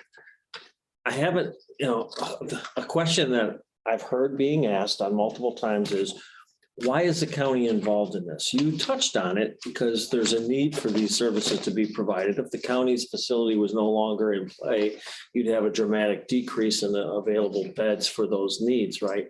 But what ultimately is our mission statement as a county, as a healthcare or a medical care facility? What's the purpose of it? Because it can't be just to have employees, right? To put money into the local economy through employees. You described that as a factor. Is it to serve Sanilac County residents exclusively or predominantly, or firstly?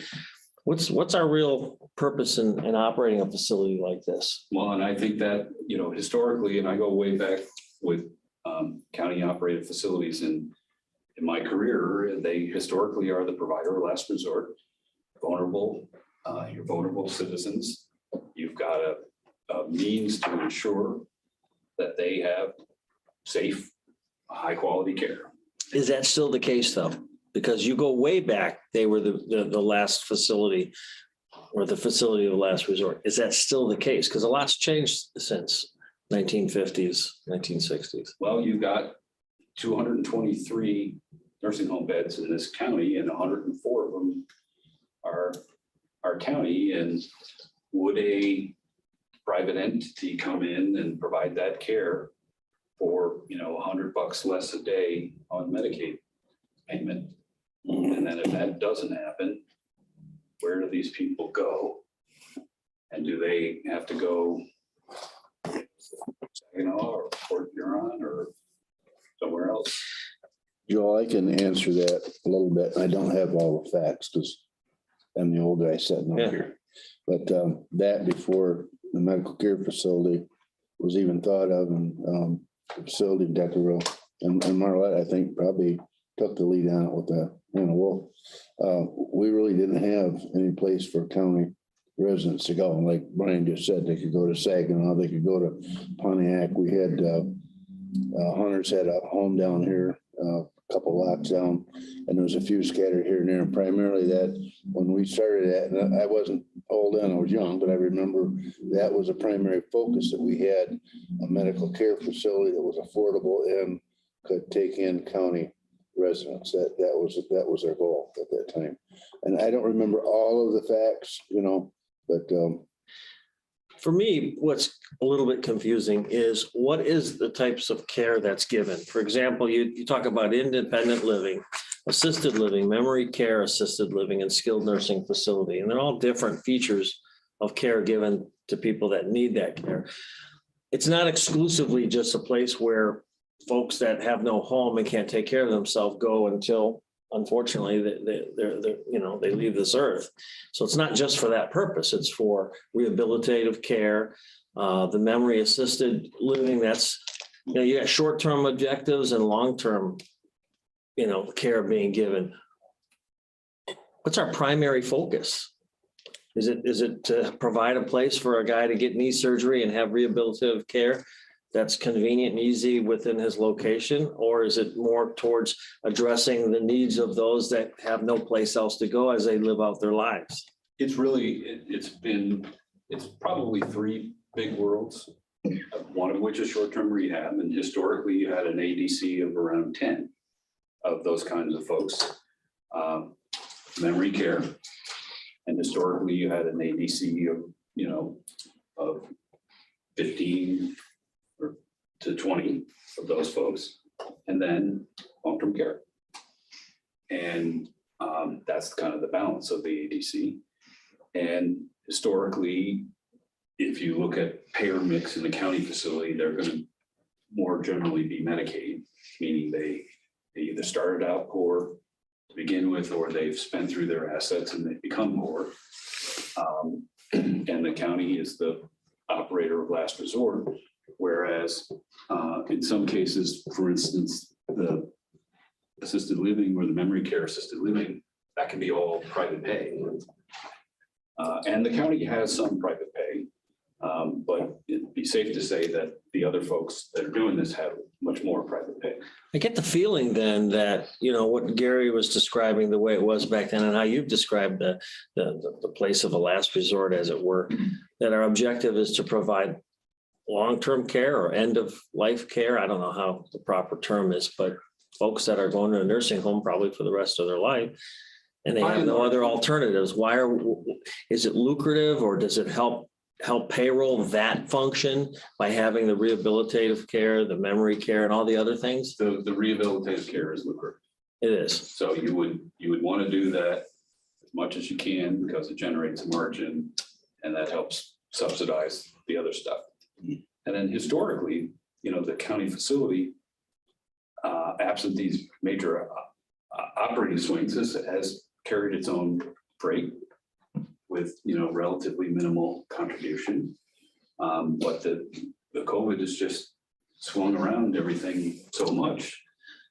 Well, you've got an expansive history going back to the early 80s, and you've already given us examples of other states and communities that have, at this point, a success story of sorts. What's the prognosis for this facility moving into the black and out of the red? Well, I think the obvious move is to open the memory care unit. And you know, our recommendation would be to do that as soon as feasible, and proactively assess the labor market so that you can staff it correctly and get into a mindset where we're going to have to, you know, be competitive on wages. And that may mean, you know, frequent adjustments and innovative compensation strategies and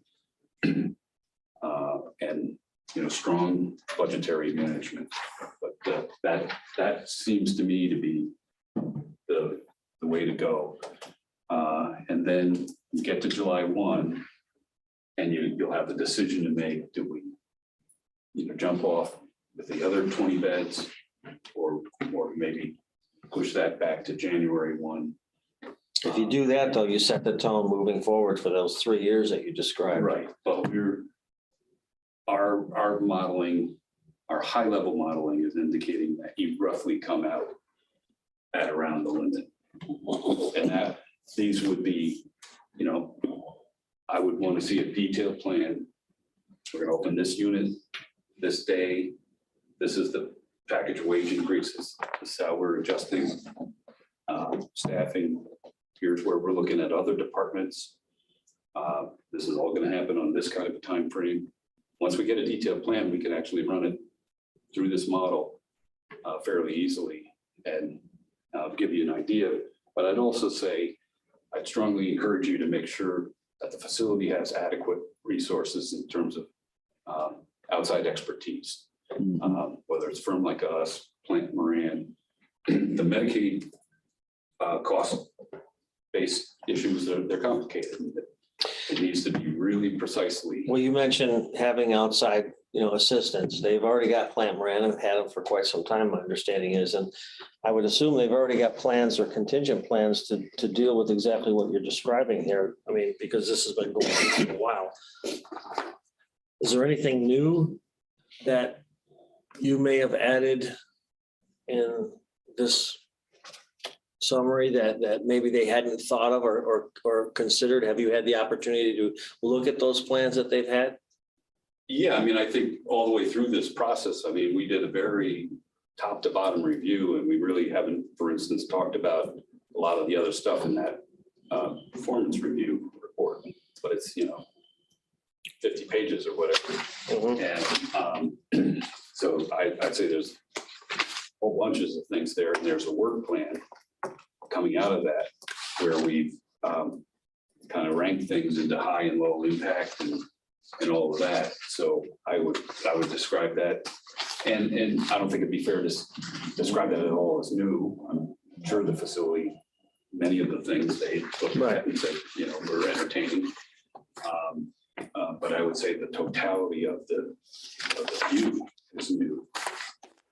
Also the circumstances of where we're at now, with this pandemic wave being over, this is kind of an inflection point and an opportunity to, make some decisions moving forward.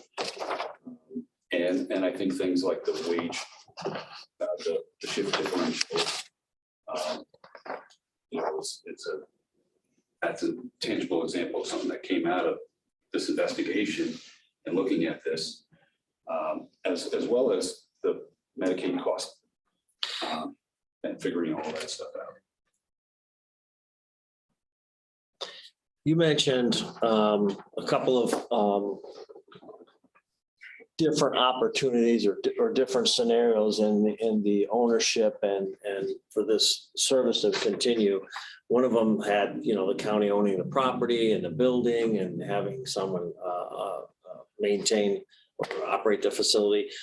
For that $100 a day compensation that is exclusively held for counties, apparently county operated facilities, do they need to be county operated in terms of what's the minimum requirements? Own the building, own the facility? Great. I know where you're going. Yeah. It's a great question, and that would have to be specifically researched. Well, your company already manages it. The ones that you manage, do they get reimbursed as a county? Well, for instance, we have Veterans Home in Wisconsin. It's a veterans home. We're the management entity, but it's a federal deal. And that's what it's regarded as. And we get a fixed fee to do X, Y, and Z services, but it's a veterans home.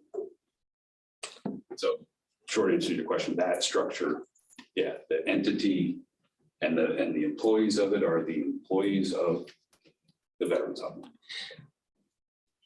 Well, with Michigan's reimbursement system, which you said is not necessarily what every state has to follow, because we've chosen to follow that, right? That's our method. Is there any other county-run facilities that utilize a third party or an independent managerial? Oh, I'm sure there are. Yeah. And there's also different structures. Indiana, for instance, has a convoluted structure where private facilities actually sell themselves to the county operated hospitals so that they can qualify for these provider tax schemes.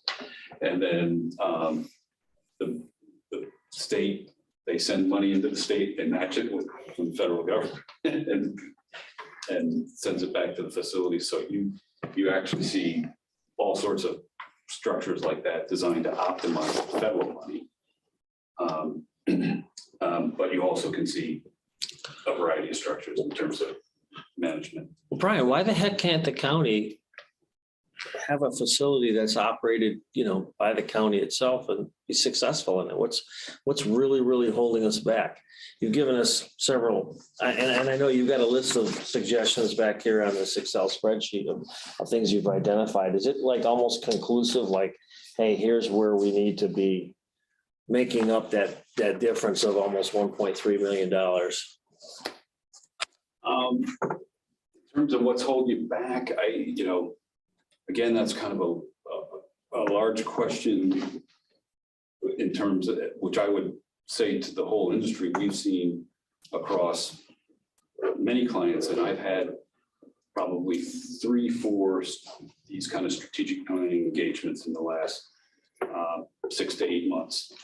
And a common theme is that decision-making can get ground to a halt under COVID because you're consumed with firefighting. And then some of the decisions get really big. I had a CCRC in Mississippi that I was doing some consulting work, and they had all of these capital plant decisions to make, and everything was ground to a halt under COVID.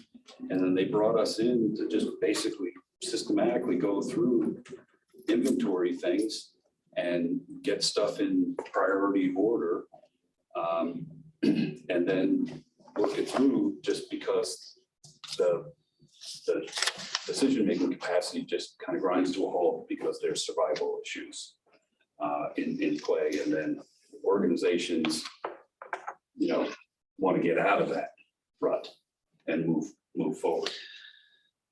Did you identify an issue though that is irrespective of COVID? I mean, because I had the impression that we were dealing with a long-term concern and that COVID might have magnified it or accelerated it or changed it or whatever the case is, but it was already there.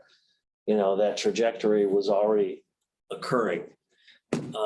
Is that a fair assessment? I mean, naturally, COVID's going to change the way you look at it going forward, because there's going to be a lot of changes as a result of it. Yeah, COVID's like red dye, right? And you put red dye and all of a sudden you see all the, cracks and fissures in something. And I think there's a longer run concern about making the business operations, very business-like. And in all fairness, the cost-based payment system doesn't completely encourage that. And so you get used to operating under that world, and it's kind of, everything gets acclimatized, if you will. And then COVID came along and just tripped that up. That's a fabulous thing that you just said. There was the red dye that revealed the cracks and fissures in the thing. I mean, haven't we seen that with our just-in-time supply side economics with offshore manufacturing? I mean, we're living a real problem because of that, and it was brought to light because of COVID. Yeah. And I think, making sure that things are business-like. One thing we observed is, for instance, the budget making process seems to be pretty fluid now. And we're used to a bit more structured thing. On the other hand, with COVID, you need a certain amount of nimbleness on things because everything's changing. And so maybe you need a more nimble budget process, but then to think about how do you institute controls in a more nimble process. I think you and Joel hit on it dead on, and we've seen this 25 years ago when Japan started bringing their cars to USA, right? We did the same thing the same way for many years, and we went into JIT, we went into whatever things, and manufacturers, not just vehicle, but manufacturers as a whole in our United States had to make changes, and I think, I'm not saying I like the COVID, but it did. It hurt a lot of people, but it opened our eyes on what some things we got to change. And I was, as you were talking, Joel was talking, your recommendation was here. So it looks like we got to take a look at, and I'll take this as a negative comment. We got to restructure and tweak, maybe tweak our restructure, tweak our wage. We need to look at shift pay, a strong oversight, weekly, monthly, quarterly, whatever, our budget. I mean, because things are changing and they're still changing quickly. We don't know what them changes are going to be 6 months or a year from now, but we got to be prepared and have a strategic plan, a good, strong strategic plan. I think that the plan part of it is important, and be careful not to micromanage. Yeah, that was on here. I got that. You want the managers. Absolutely. Absolutely. And they need to have the authority and the accountability. Okay. You said be flexible and nimble, and that's such an accurate representation of working in an environment that constantly changes, right? You mentioned earlier, COVID was like a fire and we were putting the fires out. But inevitably, that fluidity, that being nimble leads to egregious expenditures and fraud and waste and inefficiencies. And it's really tough to walk that line between having long-range policies and objectives and holding that line and then having the flexibility to veer. It all comes down to having trust and the competency of your managers, right? And the faithfulness to the core mission, which is to put money in the budget so that we can expend money delivering services to the community. We're not a for-profit agency. We're supposed to deliver services and remain relatively, what would you say? Not in the red, not high in the black, but enough to continue providing services. That's a tricky thing to run, but maybe we don't have enough nimbleness. Well, yeah, but also the timing is right now. And, whereas in the middle of a COVID surge, the timing, you just got to survive. And now we're out of this surge, got a window. This is as good a time as any to make a pivot. And the nimbleness is on things like the wage scale. The idea you used to do a compensation survey every other year or whatever. You gotta have your finger right on that On the pulse. all the time, and then have the other pieces too. That it's not just wages. It's the culture and the operating culture. Benchmarking goes with it. Can you place a dollar amount on the QMI? The QMI, and that also reminds me, I wanted to clarify that the facility went from the 4 stars to the 2 stars. Their overall rating is 4 stars, which is good. It's just unfortunate the quality measures, which is one of the subdomains of the overall rating, went from 4 to 2. So I just wanted to clarify that the facility overall for the federal government is a 4-star building, which is good. In terms of the dollar value, if they stay at 2 through the whole year, I think that's probably going to be 50 to 100,000. Okay, And I can get you a precise number. I was just curious how that factored out, that's all. Yeah, it's not a huge issue, but it's not insignificant. Thank you. Brian, you've outlined a variety of ways we could work our way through this particular issue. You've identified as to increase opening up, increasing patients that are being seen as the ideal way to deal with this issue. This is a public entity to some degree. There's taxpayer dollars at work. We're coming out of a pandemic. And I think that we're looking at the potential of having some investments that may have to be made to make this work. So I see this as not something we just tiptoe down. We have to succeed. So my ultimate question to you is to implement some of the ideas that you guys have came up with. Do you believe that we need some outside help from firms such as yours to facilitate this process? Quite likely. It wouldn't hurt. And there's a lot of moving parts here. That cost-based piece, what's the right wage number, staffing levels, and then the discipline in terms of if it's not, implemented, do we know what's gone off the rails and why, and can that be course corrected? And again, that it's important to micromanage people, but it's also important to plan and then have some discipline to stick to it. There's a handful of kind of complicated technical questions, mostly revolving around reimbursement, but also, and I don't, Kathy's been here this whole meeting, and I feel like we've given an enormous short shrift to, we did a whole operational review, and there's a bunch of things there. And again, it's kind of discipline on following those all up. And, COVID gets very distracting.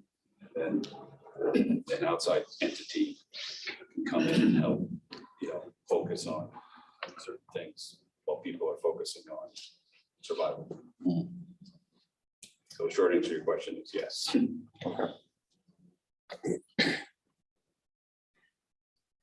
Any further questions? No, thank you. Yes.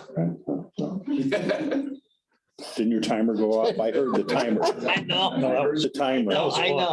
That was lunch. One more question. You talked often about high level, right, views and drilling down and being a little bit more introspective. You've got an Excel spreadsheet of some very specific things to accomplish. Were positions looked at where what's the word? You talked about don't micromanage. Okay.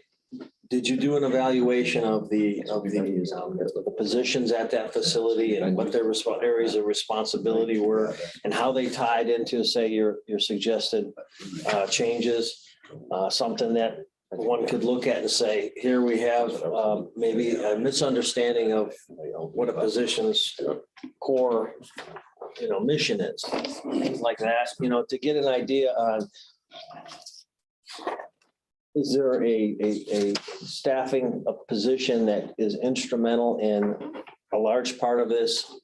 Or is it the facility in general and its culture? You mentioned culture several times, and that's a very broad term, covers the entire operation. But, often culture is driven by some key people or key positions. Were you able to look at that? Yeah, I mean, we certainly looked at that in terms of, we interviewed people and we make some specific recommendations. For instance, there's several persons in the facility that have several hats in kind of unrelated departments. And sometimes that kind of happens in an organization where somebody's good at this and they're also good at that and that. And so then they end up doing a whole variety of things. And minimally, we recommended on that clarify from a cost accounting standpoint, making sure if this person is doing activity X, that their time is allocated to that department, and in enhancing that so that you can actually, more appropriately manage it. But I think, Kathy, do you want to kind of weigh in on? Sure. Yes, we did look at different positions and we looked at the plans. We did not write out a plan of, where you should separate staff or maybe rearrange staff, like nursing staff who could work on what shift or what they could do differently. But they do know, we did let them know that they're overstaffed based on our standards. We did look at Michigan standards, which for direct care, if you're just talking direct care, licensed LPNs and RNs and CNAs, that on day shift, they have to run the 1:8, the ratio of one staff member to 8 residents. On second shift, it is 1:12, and on third shift, it's 1:15. So we know that when you're looking at the direct care on the floor, that's what they have to have. They have and recorded that for every shift, every day. That has to be posted based on the regulations. And on average, they're a little bit over that with every shift. Again, second shift is where they seem to be having the more closer numbers with the less amount of staff. And again, we didn't give them a detail, but that is something that I would really recommend. I've seen some really good businesses lately that have done a couple of things. A couple of them have developed their own pool. You may not be large enough, just being a single facility to do that, where you have full staff because of the flexibility that staff would like to have. You pay them a little bit more. They work more on a PRN basis. But if you have county homes, other county homes that are close enough that you could make it as a separate business, it's something that you could expand out. Those are the buildings that I see at this time, which is very rare. But I've worked in 2 since since September of 2021 that have had a pool situation, and they are not using any type of agency at all. But the ones that don't, they are using a little bit more agency. The other thing that might be a good recommendation is to hire somebody just to do recruiting that doesn't get pulled into the business every day for the building. Maybe you hire somebody for 90 days and just have them really focus on, hiring, contacting, cold calling, CNAs, buy a CNA list from the state of Michigan, and even surrounding states is a possibility that you could reach out a little bit further, entice them to maybe move here. I strongly believe that if second shift is your primary problem for CNAs, look at the shift diffs to get them up, because that is something that you can offer when they work. And it's not like a salary across the board. It's when they're working on the floor for that shift that they would get that second shift, or anybody that stays over would also get the bonus too. It's not increasing their whole salary. It's just helping them focus on second shift. But it starts with really monitoring your retention and turnover, which it's not happening at this time. And so I would start really even there and making sure why people are leaving and putting that in place first, so that you can really focus on those areas, because you have to know why. You have to know what your problems are that you're trying to solve. So identify them first. An exit interview, what you're saying. An exit interview is definitely helpful. I think that at one time they were doing some of those, but it's hard for people to respond. It's ideally if you would definitely try to reach out, and if you hire that recruiter for 30 days, you can also have that person doing that for a while.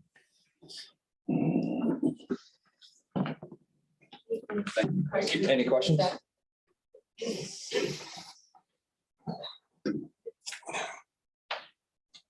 Come on, Joe. He's done. He went over the limit. All right. Well, we certainly appreciate your time. We thank you for being here. Thank you. Thank you so much for engaging us on this project, and we'll be happy to answer any follow-up questions. And as I mentioned, we'd be happy to kind of rerun that model with some, more detailed or kind of consensus assumptions, if you will.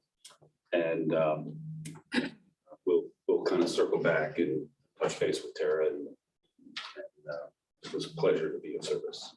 One second, Brian. Tara, being you're here, is there anything that you wanted to bring up, or did you have a question?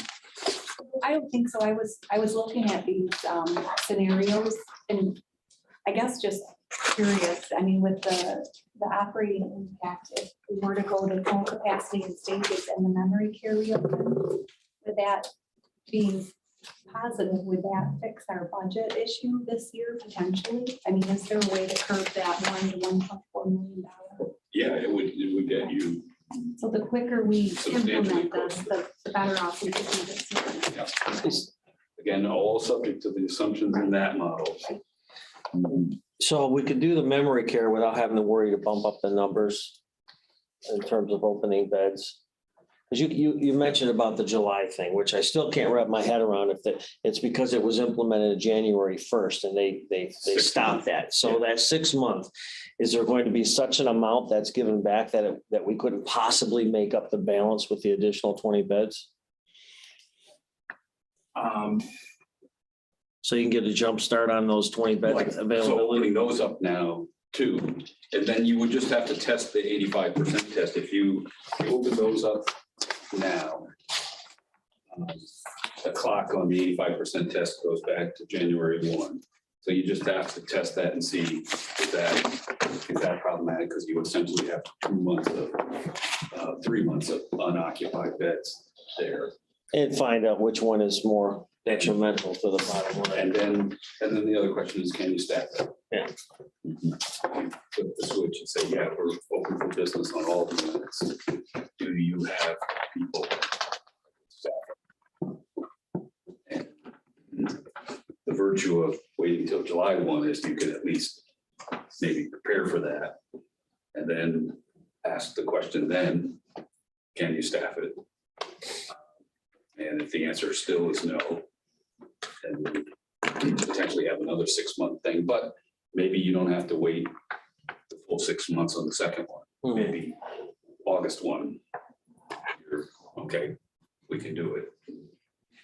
You know, all you have to do is meet the 85% test.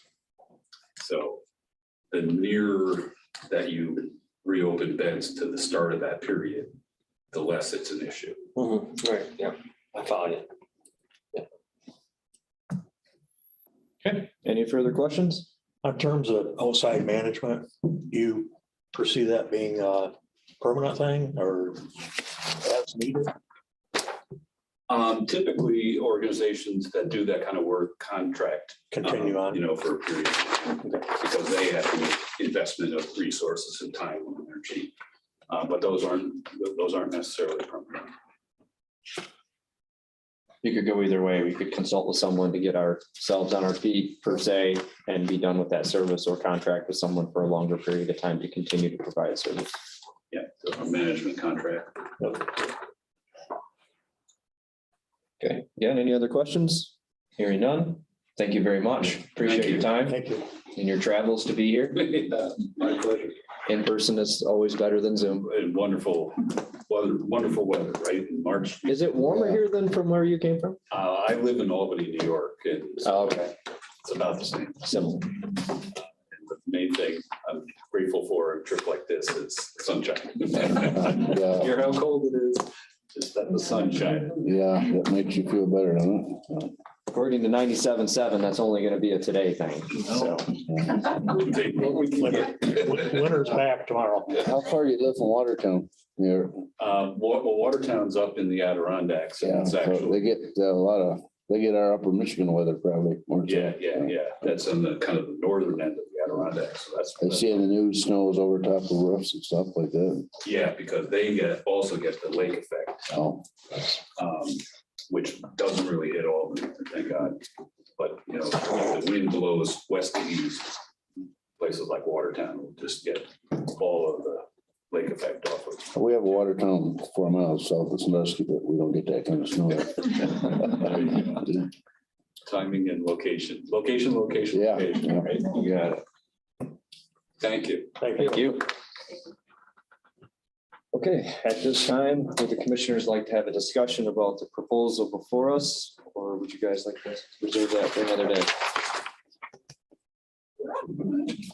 Well, in terms of the three options, Yep, or any options you've got rattling around in your head? I feel that it's gonna be difficult having a discussion. I would rather the commissioners that are already working with MDC or medical care facility rather take this information back to them, really drill down on this Excel spreadsheet, you know, and identify what's going to be the best source moving forward. Clearly, we need to keep the facility operating. There's a need for it. I believe the core mission of providing, you know, a place for people who can't otherwise have a place to go is necessary. And it sounds like having all those other options for care, memory care facility and the rest are required to keep the place operational. If we're overstaffed, we use the staff that we have right now to the greatest extent possible, you know. It seems reasonable to, I don't want to say expect more of the staff, but to utilize them to a standard potential that we see in the state with the ratios that she described, 1:8, 1:12, et cetera. That's where I think we should go. Let that group, is it Roger and Bill? Gary, Roger and Gary. Yeah. We've had several, I shouldn't say several, we've had meetings, there are committee, and they kind of go along exactly what you're saying. And I think we would all agree, there's some changes need to be made based off on the audit firm. But I think, you know, we all, no, I'll say Roger and I and Tara, we're looking at full capacity, what that means, how that's operational, what changes need to be made. And I don't say that in a negative term because we don't know what changes exactly, but we talked about the structure on the different shifts in the pay grade. So the last thing I want to say that I'm not saying that Roger said, I do think we need to I think you asked Jen a couple times and maybe you too, about having a firm like this come in and have some oversight on it. We don't know what we don't know, right? I would agree. I think you definitely need the Excuse me. third-party consultation.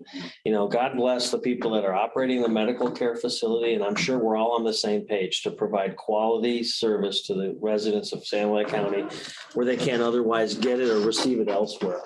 I'm sure everyone is in agreement with that. It's just sometimes we get lost in the weeds on how to do that and what's the most important thing. And certainly dealing with the employee crisis, as it were, that we're dealing with. I mean, we're seeing that in every aspect of employee relations and compensation. And Brian said it well, because we've been forced into making changes or forced in because of COVID, you know, we're going to have to recalibrate the way we think, what we do. We have to have our hand on the pulse. We can't do it like we did 5 years ago or 3 years ago. And there's some good fundamental things in the way we did it 5 years or 3 years ago or whatever, but things have changed. So we've got to recalibrate. You guys, I think that's kind of what we recommended too. Well, there's a lot of things that need to come. A lot of moving parts. Get back up to capacity. I know your recent wage increases. I don't know if that's had a chance to even have any effect. But that's definitely going to be a factor. And then to get those people hired, apparently you've got enough staff. I don't know how many beds you could increase with what you have. It sounded like you have plenty of staff right now, or maybe not. I don't know, maybe not in the right places. But that's going to have to be in place before you can get more clients in. So there's a lot to it.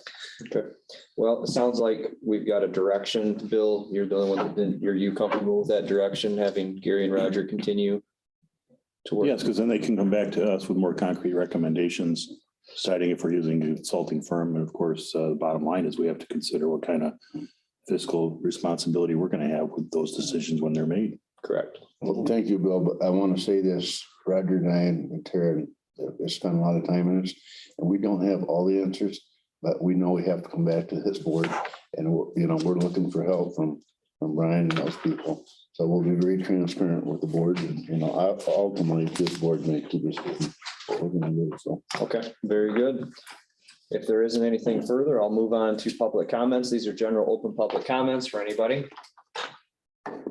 Joe? Can I come up here? Absolutely. Okay. So I just want to, on behalf of San Luis County Medical Care Facility, we would like to extend our gratitude for the support from our DHHS board and the Board of Commissioners, whom entrust us to always put the safety of our residents and employees at the forefront of every decision that we make. We are carefully reviewing HDG's report and have implemented helpful changes already.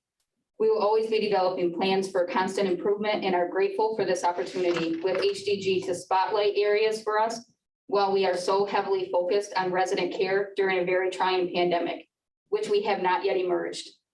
We are excited for the restructuring of our bed plan that allows us to reopen our memory care unit to enhance the quality of care for our current residents and meet the needs of our community to increase our census. Lastly, we would like to share our gratitude for all of our employees. Without all of you, this would not be possible. They are the core of our facility, and they all deserve the recognition and appreciation for their continuous dedication. I could not be more proud of our team as we are all look forward to a great future here within our facility to continue to serve our community and a solid foundation for our county. So thank you. These plans of our bed restructuring is in the works. I needed to submit a plan to the state of Michigan, which I did receive, to be able to relocate our COVID unit. And so there's just a lot of components from a safety perspective, a regulatory perspective, in order to do so. But we are working diligently on this. We know the importance of it. So we appreciate the support. Thank you, Joe. Thank you. So you get compensated for those empty beds, holding those for COVID? Nothing. The impact would be the 85% occupancy. Thank you. Any further public comments? Hearing none, we have no closed session or need to approve closed session minutes. I'll entertain a motion to adjourn. So moved. Support. We have a motion from Roger and support from Bill. All in favor, signify by saying aye. Aye. We are adjourned at 11.